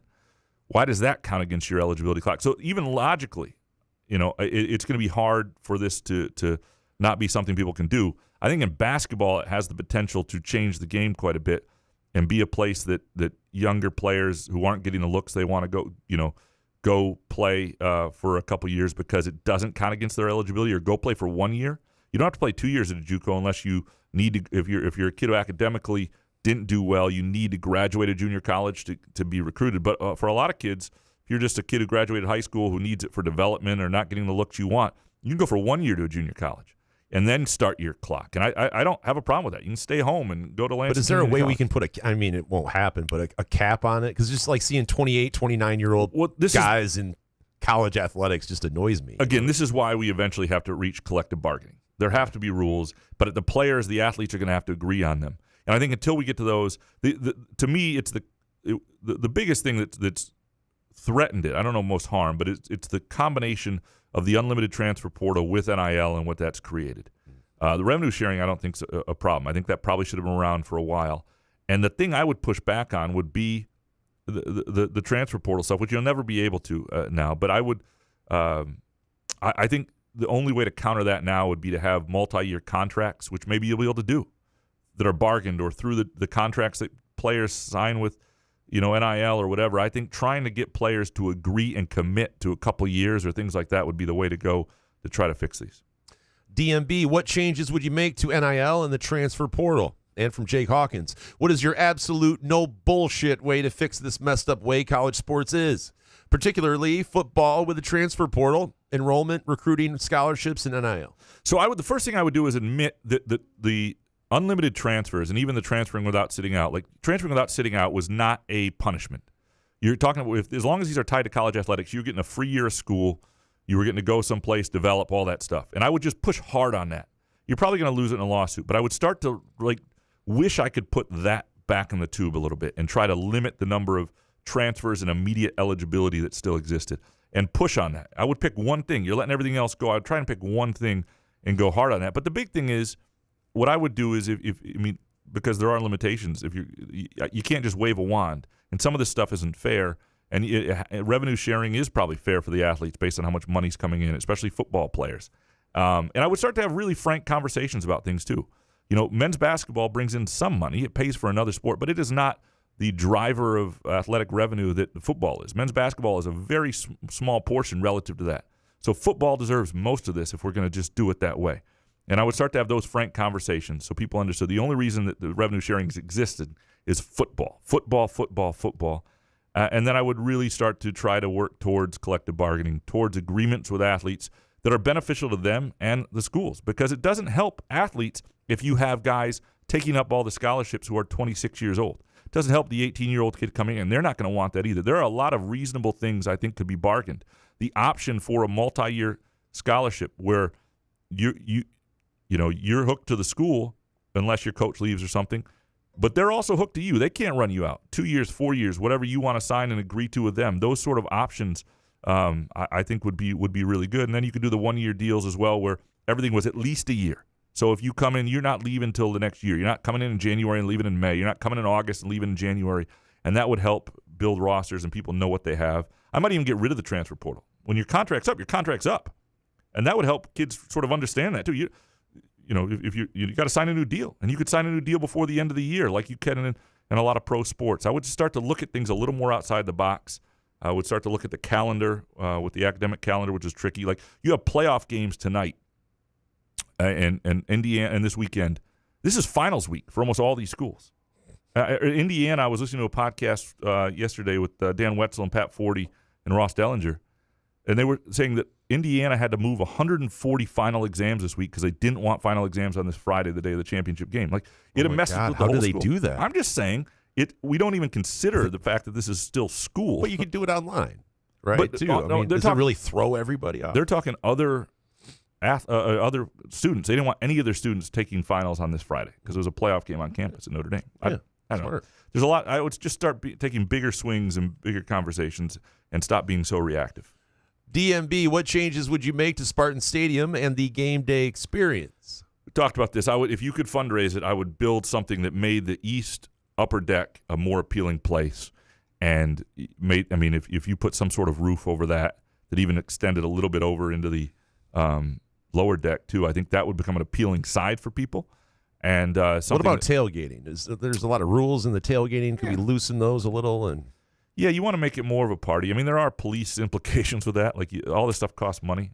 But all right. I'm well, then don't expect people to show up to games. Then. Right. No, you want to make the best experience possible. What I would do is I would listen to people. That's what I would do. I mean, I think people should be able to say, you should really put out a survey among your season ticket holders and say, what is important to you? And obviously, not everybody's going to get their thing, but if there's something that a lot of people are saying, this matters, then work to get that done. Corey Ostrom, to piggyback off Graham's brilliant yet tiring take, should there be less games played, period, in college football? Should we think about the health and safety of teenagers rather than money? Maybe follow the lead of MLB researching arm injuries and finding it's too much torque. I think on my tombstone it'll say brilliant but tired takes. Something like that. I thought it was going to be too much torque. Oh, too much. No. Couch lays here. Too much torque. I think this playoff season is going to bring about a lot of discussion about change. A couple things are going to happen. One, the conference championship games are going to go quickly, right? People are going to start to discover that it is too much football by the end. It just goes too long. It drags till January 20th. But also for the teams that are... What's wrong with that? But if a college football player is playing 17 games is a lot. I think they're going to start to look at that. When you get rid of the conference championship games, that helps to alleviate it, right? They're going to start to realize this is just... players are going to realize they should get paid more. Like if you're... Say Clemson won a national title. They played a conference championship game. They're playing this. Then they got to play 3 more. It's a long, long haul. I think those are things they're going to start looking at. Can you imagine if Dabo won the national title without any transfers? Think about this. If you got Dabo and Izzo in the same year winning national championships, guys who and Izzo's used the portal more than Dabo. I was about to say, a lot more. But still, you'd have guys who are trying to do it the way that was in terms of fostering continuity in a roster and all that stuff. And there would be pretty good argument. How about we start with Izzo? I can deal without Dabo winning one. Yeah. Well, it's whatever the Lord wants. Corey, how many more portal transfers do you anticipate MSU getting, and at what positions? Aside from the entire D-line, need more depth. Yeah, what are they at 7 now? I have to double check the number, but I think if I would guess they would get to 20. Nah, maybe not that many. 17, something around that. It depends how many they lose, I guess. But I would guess there's at least 10 more transfers coming in. And you're starting to see they're getting them on the offensive line, which is a position I think is hard to do. So we'll see what those guys are. At receiver, a couple guys who look like decent playmakers. I think that's been, but I think you'll see them at running back. I think you'll see a defensive line. Now those are the ones that cost a little bit of money too. So, but I think you'll see at least, my count's right, you'll see about 10 more at least. Mojo Jojo, is unlimited eligibility truly the end of college football? Consequently, should I start a JV team for Northwestern? I don't know if anybody wants a JV team. No, I don't think it's the end because I think this will all get reined in by the players, and I do think things that aren't good for the players coming out of this free market and anything goes is healthy for the sport right now, because right now if you're a player there is zero incentive to negotiate or to try to have want to become an employee, or because you're getting paid right now by an NIL, you've got ultimate freedom to leave whenever you want, and there isn't anything that's really limiting you. Now, if opportunities start to get limited because and players starting to get older and 18-year-olds up against 25-year-olds, then discussions have to happen. Then there's bargaining, and that's the way you get to some resolutions here. Mojo, why doesn't Izzo recruit Canada more? Ton of talent up there, and he's as close to Canadian as an American can be. Ask at the next presser, Graham, if you can, pressed up against Comparoni, ideally. Better than Fred Human. Yeah, I mean, I felt all of Fred Human. Yeah, I don't know if there's a ton of players up there. He got Maurice Joseph. He got David Thomas from Brampton, Ontario. So he's gotten a couple Canadians over time. Went after Jamal McGlure pretty hard back in his early days. That was a big want to get. So he's recruited up there when there have been guys. I just don't know how many guys there actually are. Mojo, Jason, what do you make of Aaron Glenn's "Sky is Falling"? We're 12-2 comments. Hubris or confidence?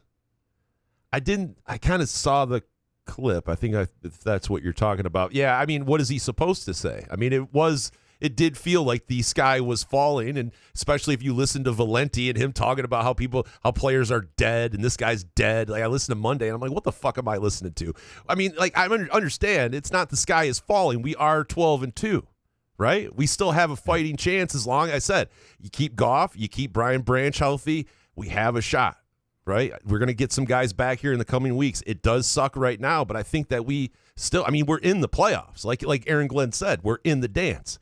We have a shot at it. Why is the sky falling? People are looking forward to next season. It just annoys me. Well, and I think I'm not saying you have to be full Tony Dombrowski here, but you still have to believe somewhat. You can't just go, no, I guess that was it. We'll see you in 2025. Yeah, and Aaron Glenn just doesn't sound as good as Dan Campbell when he says things like this. I thought he sounded, for what I heard, if it's the same clip, it's what these guys, I mean, what are you supposed to do? Like, you should see some of these practice squad guys, complete ass, we're fucked. All right. In some ways, it's got to be liberating, and as a defensive coordinator, it's got to be frustrating and liberating. Maybe I'm totally off on this. It's probably a shitty take, but the idea that it's never stopped you. Yeah, right. The idea that, like, the expectations are really low, so there's a freedom in that. Like, you got to try things, you got to come up with something, right? And so that's got to be kind of challenging and fun. People still sense. Give him shit. I thought he's done a great job all season long with that defense. Yeah. Spartan 18770. Am I the idiot for showing up to work while my bosses and coworkers all called in? No, you got a good work ethic. I'm sure they're going to notice that and give him an award for doing that. Or maybe take the first day off, everybody's back. That would be my play. Yeah, but see, then that would let everybody know. I would just head out right now. Yeah, what are you doing? That's what I mean. I mean, if everybody, your bosses and coworkers, I mean, no one's going to see you're there anyway. Yeah. If you don't listen to Couch. Don't show up on the first day back. People are going to be like, where's Spartan 18770? Is he okay? Next one from Spartan. Favorite Christmas present you got as a child? For you, this was the bike, right? Oh, God, easy. Yeah. I post it every year. Yeah, it's like, what, Schwinn. 7, 8 years old and around there? Yeah, it was 1987. So, okay, yeah. I've actually looked into getting that bike, that exact bike, but they want like $1,200 for it. Oh, like, wow. But they make it to a size like where I could ride it again, but I'm like, that's a lot of money, right? Like, I would love to stare at it all the time, but it's just kind of a weird thing. But anyway, yeah, bike, definitely. For me, it was the Dunk It. I used to get this cardboard, like, backboard with a Dunk It, like it's a little living room basketball hoop every year, and it would, get beat up over the course of the year. And finally, my parents were sick of because they buying were a new one. They were shitty, though. They were meant to only last for a couple months. Right. So they got me a tougher plastic one that held. That's still in our basement. My wife would love to get rid of it, but I will never get rid of it. And it lasted like it's a breakaway rim. You know, What do you do with it though? Well, now it's just in the basement. Because in my old house before I met her, when I actually had like space of my own, I would just put it in my office and I would just shoot over it, every once in a while. So put it up somewhere. It takes up some space. It's got this big sand base, I that forgot. helps it up. You can't even put up another TV. Yeah, Little load of shit basketball. It's from 1989. I don't know if it's, but anyway, that was just that gave so much. And as I got bigger, I put it on a suitcase so it could get as tall as I wanted. It was, that was. So you incredible. have great memories when you go look at it. Yes, and she wants to get rid of it. Well, she doesn't want to get rid of it. We don't have a ton of extra space for it. We don't use it, but I have plans for it. Spartan, if you guys could talk to your 13-year-old self, what advice would you give them? Oh, boy. Don't get into sports radio. Don't do that. It's going to lead to problems. A guy's named Mad Dog. Nah, I've had fun. It's been a great ride, this radio biz. Yeah, I would. Don't masturbate so much in 2 years. Right there. Yeah. Feverishly. Talk to 15-year-old you a little bit. I would, to me, I would have lots of advice, because that was about the time too that you're in this, like, you need to commit to some certain sports. Like I wish I had gone a little harder on basketball at that age. I wish I had kept playing football. There are a couple things. There are like some sporting regrets that. You were on a treadmill so much when you were 13. Yeah, I was playing a lot of tennis and baseball, and I was playing a lot of hoops, but not. I was a little intimidated. I was a 13-year-old freshman in high school too, so I was a little intimidated size-wise. Because you were smart, or just because the math didn't work out? Yeah, and I started kindergarten when I was 4, because back then you could start if you were a November birthday. And so, which, and my parents, in hindsight, 13. So I was 13 as a freshman in high school. I was 5'9", 135 pounds as a freshman in high school when I started. And by sophomore year, I'm 6'1", 160, right? And that's a whole different athletic experience in terms of confidence. But yeah, I would just tell myself to. So when did you hit puberty then? Like sophomore? Well, you started junior year? No. You didn't get a pubic hair till like junior year. No. In middle school, I went from 5'2", 103 to 5'9", 180 or 135 as like. So you had full pubes. My bad. I'm sorry. I just didn't take the next step up until later. So yeah, it was, Anyway. All right.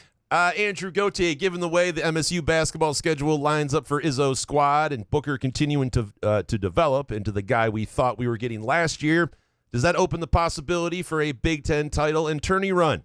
I think they all have the pieces. Have all the pieces. Yeah, I mean, I think they've got a real chance at being in the conversation. I don't know what they're going to look like against Illinois. We just haven't seen enough of the top teams against each other yet. I don't know what they're going to look. I think Maryland's going to be good. Rutgers is young, but they're intriguing. They got really high level players. I think there's just a lot of stuff we don't know yet. But I do think that they will definitely be in the conversation for the Big Ten. I think they'll be in the hunt for sure. And the way the January schedule sets up, as long as they don't blow games they're not supposed to, they're going to get to February and they're going to be in the mix. Andrew Gauthier, I know there's been a lot of negativity about the Lions' defense and injuries, but this team has won games with patchwork units before. Do you think some guys returning from IR can make a serious impact right now?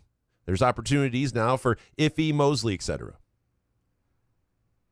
And Anal Zoney. Yeah. Anal Zone. He's coming back, too. Can't wait to see him. Never thought I'd say that. I mean, I do like him, but, man, we're begging for him back. I find it hard to believe they'll win 4 games, 2 of them on the road in the playoffs with the defense, even with some guys coming back. They need that 1 seed. I don't know if there's ever been a team that's needed more importantly to have that. Not because they're not good on the road, just because at some point the odds of having a game against a good quarterback and something going wrong are just too great with this defense. Too many things have to go right. Next one from Andrew. How impactful is Monty avoiding knee surgery and likely returning for the first playoff game? Do you expect him to make a meaningful impact on games? If he's good to go, you hope so. I don't know. Yeah. I mean, if it's the MCL, yeah. If you just need him when we get into the playoffs, short yardage guy like that, I mean, having him back is just going to be... On the goal line, it's big. And short yardage is big. I think Gibbs can handle a full workload, though, but it will be great to have Montgomery back. Andrew, I think for mentally, the mentality, right, to not have Montgomery out for the season as another guy, I think helps just mentally as well. Yeah, and even if he's no longer the primary guy, you need you need a guy you trust. But I'm just saying, not to have because when Montgomery went out for the year too, the reports are another like, guy. God damn. Yeah, right. So just for I don't know morale. Gauthier, Graham, do you partake in spiked cocoa or coffee? If so, what's your go-to spirit? I don't do a lot of it. I mean, I'm an eggnog guy. I love eggnog. Not surprising. I would guess that. Yeah. So eggnog, like heavily spiked eggnog, or do you like? I like the never taste been of an the eggnog guy. I love the taste of eggnog, so I don't need a huge spike of it. I just need lots of the nog. That's pretty much Big nog guy. Big nog guy. Gautier, what's your favorite holiday donut? It's a good question. I really like the gingerbread that you gave us last week. That was I had not had the gingerbread cake donuts from Groovy Donuts. They're available through December, by the way. Really, It's unbelievable. Yeah, it's fantastic. And they've got also double chocolate reindeer through December 29th, Christmas tree, snowman, peppermint bark, old fashioned, which is also a fantastic donut. And all of those available through the end of the year, through December 29th. They're open the 27th through the 29th that week, and they're open through this Sunday. Either location, 7 a.m. to 1 p.m. on Lake Lansing Road in East Lansing, and also in Williamston. All right, next one from Andrew. Excuse me, Jesus. Sorry in advance, says Andrew. Jason and Graham, does Chelsea have a legit shot at the EPL title? They're young and inexperienced, but I think that kind of naive confidence could work in their favor if harnessed properly by Maresca. A lot of people think they're a year away. I think they do. I mean, I think it's. I like them more than Arsenal. I think the odds say that now. I have some good advanced tickets at the Firekeepers iCasino Sportsbook app on Chelsea at like plus 8, more than that, plus 1,600 to win or something like that. I'll have to look at what it is, but I have good futures on them. I still think Liverpool's probably the team, but I think they're the second most likely team. And we'll see when they start to play a lot of fixtures back to back. But yes, to answer your question. Stephen Whitico next. Fulham, Bournemouth, Nottingham Forest, most likely to take a European spot. I think it's Fulham. I think they're the best of that group. Although Nottingham Forest is, points wise up there right now. I think it's Fulham. I think Fulham has a chance. Stephen, should MSU refuse to play Michigan as well as CMU for cheating, or just little CMU? You just got to win the Michigan game. You can't refuse. That would come off so poorly.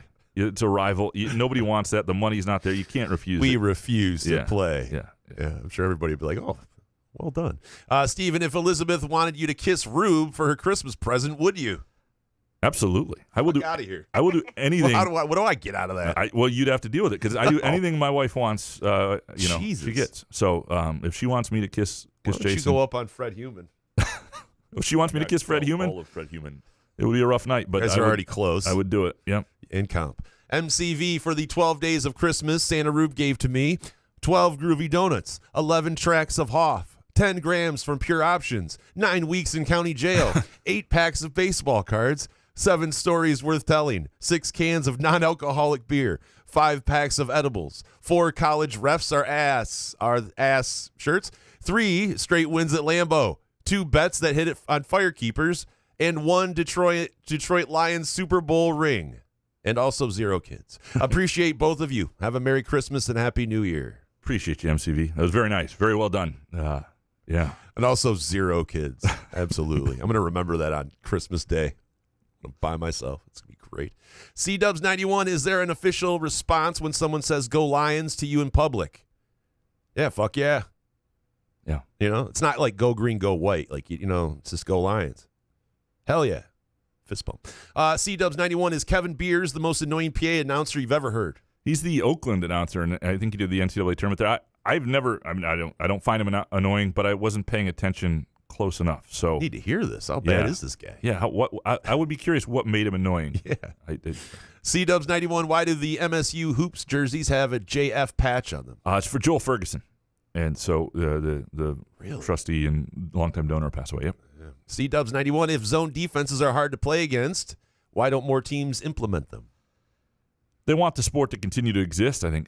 Talking players into doing it? There are downsides to it in terms of, take Syracuse, for example. Syracuse beats people in the NCAA tournament because they're not used to playing it. I'm talking peak Boeheim or even post-peak Boeheim when they weren't that good, but they were still like a 7 seed all the time. And they'd have length, and they knew how to play it, and and you wouldn't see it all year, and then you play this zone. But in the ACC, they get their ass kicked because they just weren't that good, and people were used to it.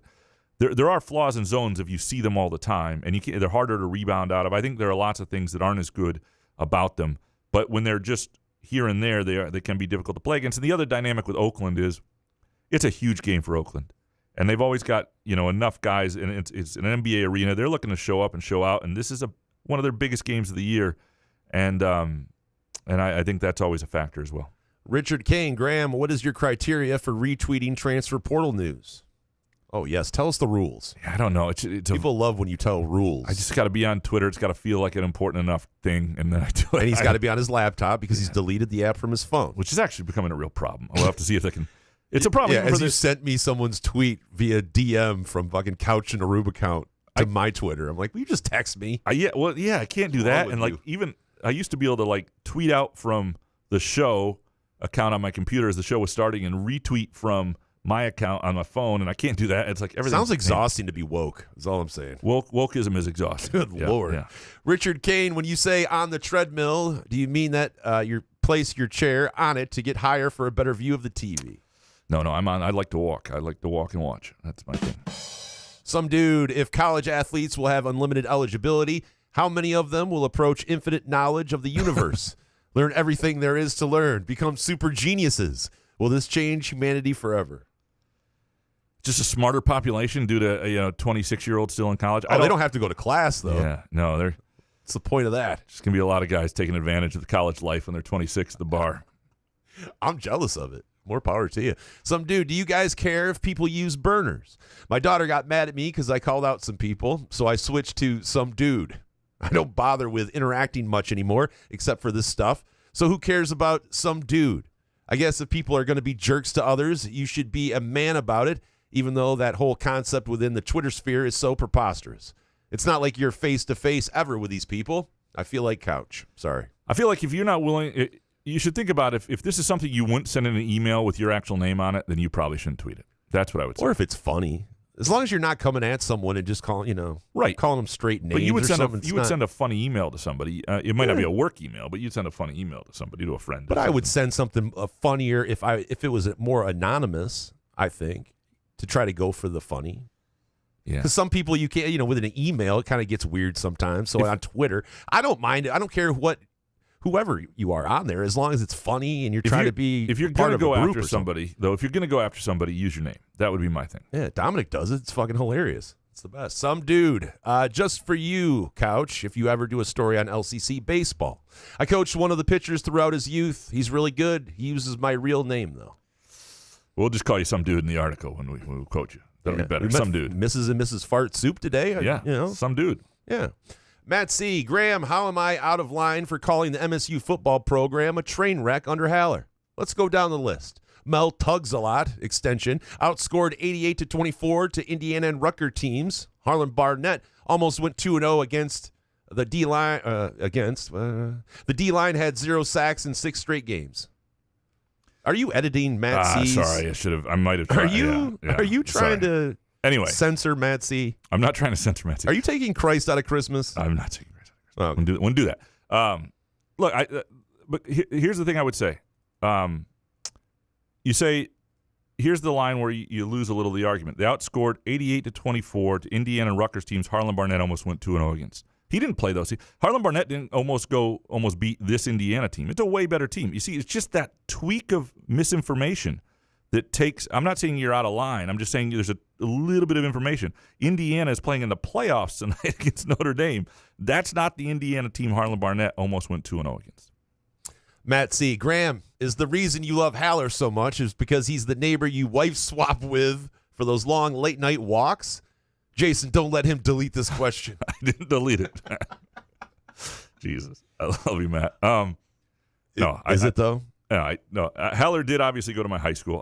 I'm proud of that connection. Do you want to tell people that maybe miss that part that you do take walks with a neighbor who is a female late at night? I did on election night with a Republican woman who lives in my neighborhood. Yeah, late at night at midnight, we walked the neighborhood. God, yeah. I would love to hear that conversation. Yeah, that was a story almost worth telling. Should we go to Blue Sky now, or presented by our friends at Midtown Brewing Company in downtown Lansing. Oh, shit. G. Miller, if Sam Levitt, Ricky White, Simeon Barrow, Derek Harmon, and Gino Vandermark were on the 2024 MSU football roster, what would the record have been? Undefeated. Would have helped. I mean, certainly having Barrow and Harmon, they would have been more sacks. And White, yeah. And pressure on the quarterback. It would have been interesting with Levitt, too, because he eventually probably would have played a bit. Yeah, I think they probably win. It's still a brutal schedule, so they're not going to beat Ohio State or Oregon probably. But they probably get to 7 wins, maybe more. But 7 wins, probably 8 wins. Yeah. G.E. Miller, why are Alan Haller and Jonathan Smith excited about revenue sharing? Aren't most teams going to be equal with it? The true differentiator will still be corrupt NIL. That's not going away. Do they not understand the landscape? Well, yeah, it is. They are very excited about it. I think some of it's getting it in-house. I think some of it's something you've had to stress about and haven't been able to control that you now will have control over. And I think that's a big part of it. And a lot of people who think they can manage this stuff better than collectives have and think if you just give us an even playing field, we'll be able to show where we're different. Like as a coach, we'll be able to do enough. But you're right in the sense that there's still going to be a differentiate. What's going to create the difference between the top tier programs is still going to be a lot of outside NIL. You're still going to need that. So we'll see. I think they're aware of it, but there's no doubt that how excited they are about the rev sharing is much more probably similar to how Purdue and Illinois should feel than MSU. Bo McJunkins, would any other school waste billionaires like MSU does with Ishbia, Gores, and Gilbert? Yes, a lot of these guys are frankly tired a little bit. There's some donor fatigue. There are schools that don't have the billionaires that are struggling a little bit, that are big name schools. They're not wasting billionaires. Think about it though, and I understand that it's not a whole lot of money to a billionaire, but you're still asking people to give away their money for very little return on investment. And Michigan State has leaned on Ishbia, multiple Gores, billionaires, Gilbert, by the way, and Greg Williams and St. Andre, and they've leaned on these guys a lot. And I don't think they're wasting them. Now you can say have they squeezed the most out of them? I don't know, but that's the problem with the system right now is you're relying on outside people to pay with zero return on investment to pay salaries. You got multiple billions of dollars. How much do you like the school? Do you want something named after you? How about that? What up? Yeah, it's fair. I just don't think they're wasting them. I think from people I've talked to who are in the NIL space that deal with other schools, there are a lot of other schools that are struggling more than Michigan State and if one of those guys said, "Here's $500 million, leave me alone forever," yeah, would that be worth it? Probably. If I was one of those guys, seriously, here's $500 million, I'm going to donate it. That's you all. Name something, I want a statue, but that looks like me. That's the type of money they would feel losing, though. That's a lot. Multiple billions. Okay. Scott, along with Graham's O-line NIL program, what stops programs from taking 5 to 6 offensive linemen every year? 2 to 3 guys you really like, and 2 to 3 of the top guys going to max schools. Give them more money and expect in 2 years 50% will move on or get a big payday by MSU. Stops the O-line portal need. Yeah, you could reconfigure how many of these guys you're bringing in a class, and no doubt. And if you're going to lose guys in the portal that are harder to replace, and I would say that receivers is the easiest position to replace. Any diva position, guys are going to be in the portal all the time. Offensive linemen, harder to do. That's the position you want to have. You want to be capable of losing 1 or 2 and not be hurt. You not need to bring them in. You probably do need to reconfigure how you construct a roster to make sure linemen are a big part of what you bring in and developmental guys. And if you can get a few wins off guys who aren't as heralded, that's a huge deal. Scott, is a caw-caw the best way to say hello if we see you at a game? Bummer, Groovy Donuts isn't open on the 30th and 31st. The kids would have had getting those while we were in East Lansing. Would have enjoyed. Sorry, I think I did screw that edit up. Yes, caw at me. Or hey, Graham. And they are open on the 29th and the 28th and the 27th. So if you're in the Lansing area visiting over the holidays, on those days, Groovy Donuts, both locations, Lake Lansing Road and East Lansing are open. Couch, one of those. Izzo's no longer got to go. Is there one player that MSU got in the last week who I should care about because A, they'll actually play, and B, be here for more than a year? No.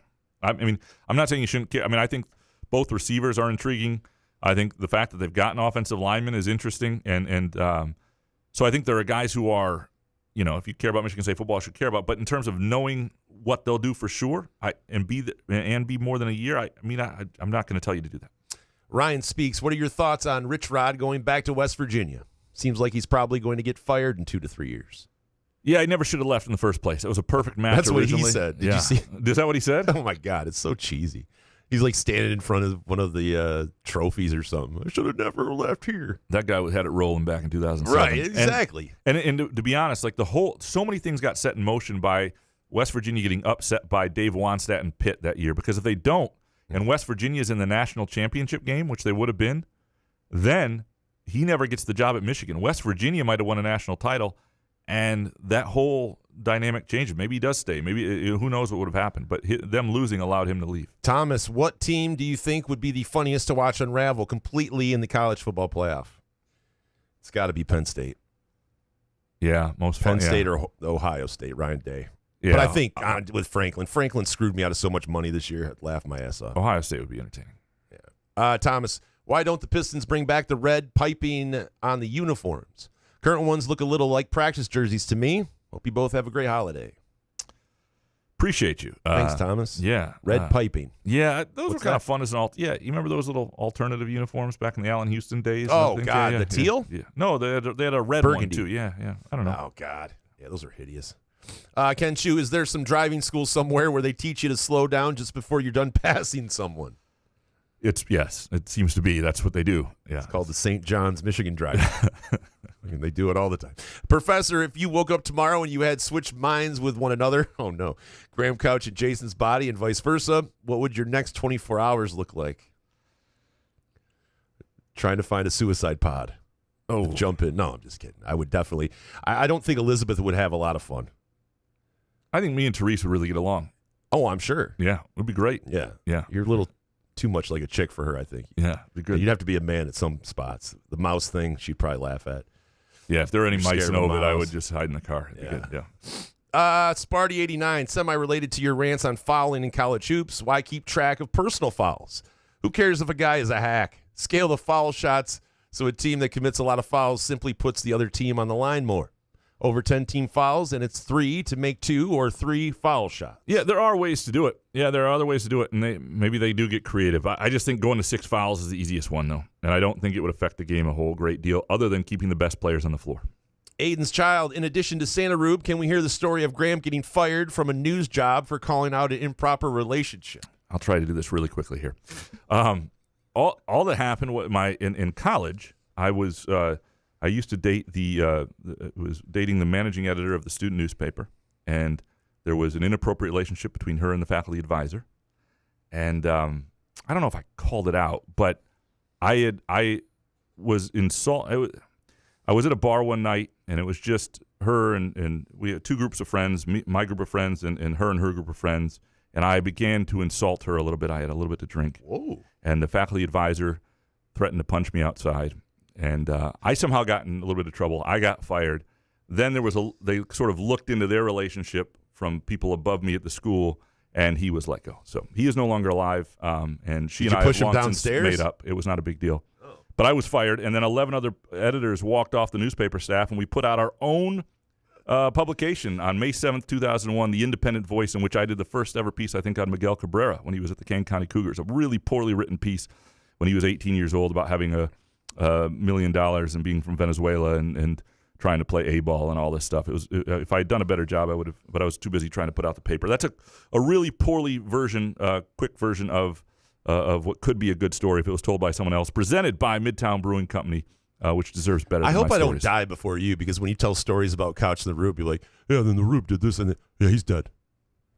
Can't wait for that tribute. Apologize. Some guy just died. Aiden's child, since college quarterbacks are millionaires, will we see posts of their Christmas gifts to the O-line?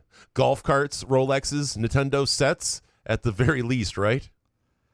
Yeah. Nintendo sets? I don't know. I do think there's probably some pressure to share some of the money, but some of these guys aren't making that much. But yeah, you should see a nice steak dinner or something. Original Dark Mantonio, thoughts on Herb Streets and Strayhorn's sons going to the hated rival? Yeah, I mean, look, I actually enjoy this. I think it means you're letting your kids make their own decisions, and I think that's really important. We need to go down to Fart Soup here. We're running a little low on time, so let's go down there. Fart Soup. Jason, if you could go back in time, what would Santa Rube have done different? Have the small child sit in your lap while she opened a toy? Given her life advice that would only make sense when she hit her mid-20s? Push her down a flight of stairs? Well, no, that's Couch's bit. I wouldn't do that.